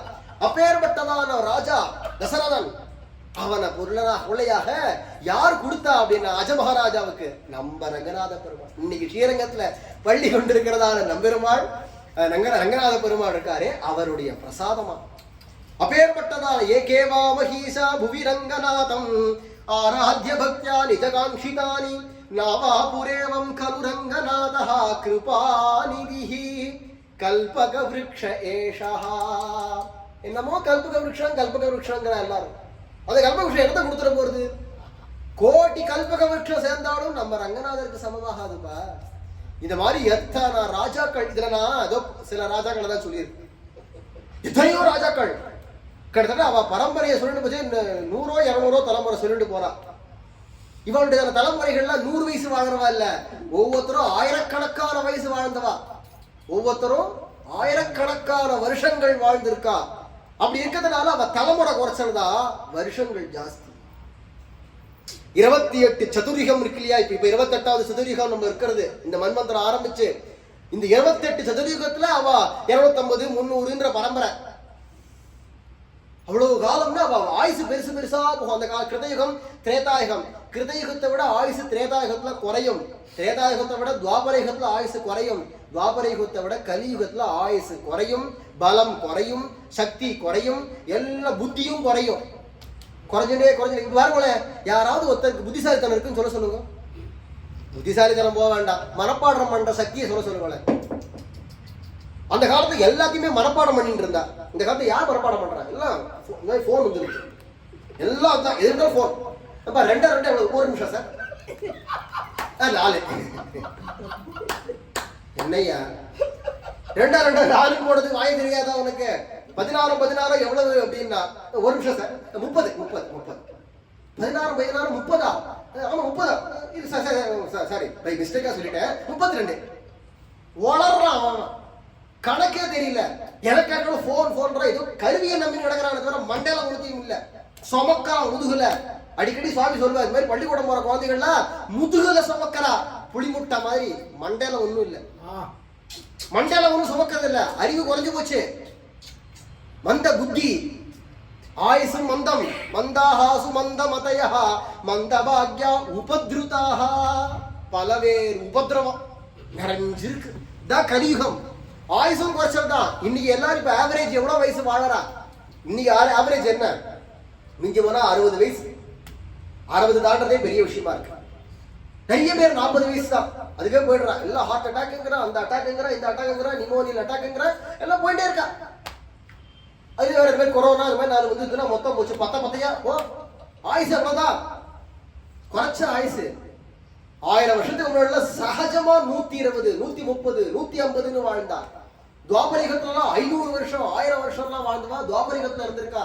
பீஷ்மர்லாம் 500 வருஷத்துக்கு மேல வாழ்ந்திருக்கா. ஆனா பீஷ்மர் 500 வயசு வாழ்ந்தாரோ இல்லையோ, பாண்டவாழ்லாரும் 120 வயசு 150 வயசுக்குள்ளே எல்லாரும் போயிடுச்சு. கிருஷ்ணன் 120 வயசு, பாண்டவாழ்லார் 150 வயசுக்குள்ள எல்லாரும் போயிட்டா. ஆயுசு அப்படியே குறைகிறது. தசரதர் 60,000 வயசு வாழ்ந்தார். 60 வயசு இல்ல, 60,000 வயசு. அவருடைய பிள்ளையான ராமர் 11,100 வயசு வாழ்ந்தார். எப்படி வித்தியாசம் பார்த்தீங்களா? ஆயுசு அப்படியே கப்புன்னு மாறுறது. ஏன்னா திரேதாயுகத்தினுடைய நடுவுக்கு மேல வந்துட்டார் ராமர், அப்படியே ஆயுசு மாறுறது. அதனால காலத்துக்கு காலம் மாறும். ஆனாலுமே அவளுடைய ஆயிரக்கணக்கான வருஷங்கள் வாழறவா அப்படிங்கிறதுனால தலைமுறைகள் ஒரு 500 தலைமுறை அந்த மாதிரி தான் வரும் இதுக்குள்ள. ஆனா அத்தனை பேரும் ரங்கநாதரை பூஜை பண்ணியிருக்காங்க. இந்த ராமருக்கு முன்னாடி வந்ததான அத்தனை பேரும் நம்ம ரங்கநாத பெருமாளை பூஜை பண்ணியிருக்கா. ராமரும் பூஜை பண்ணியிருக்கா. ரங்கநாதரை பூஜை பண்ணி தான் தசரதர் ராமரை பெற்றார். ராமர் ரங்கநாதரை பூஜை பண்ணார். அதுக்கு ராமாயணத்தையே பிரமாணம் இருக்கு. சகபத்யா விஷாலாட்சியா நாராயண உபாகமத்து.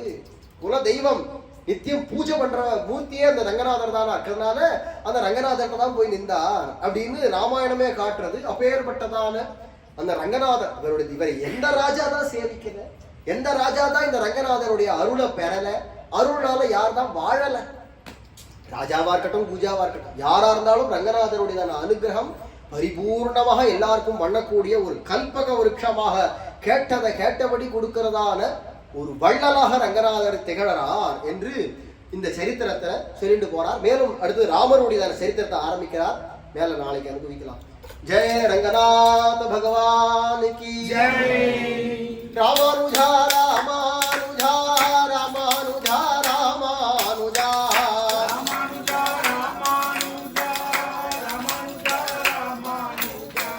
ராமானுஜா ராமானுஜா ராமானுஜா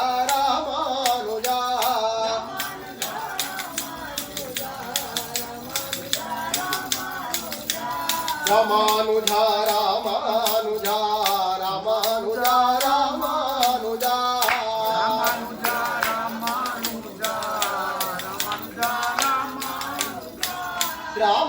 ராமானுஜா ராமானுஜா ராமானுஜா ராமானுஜா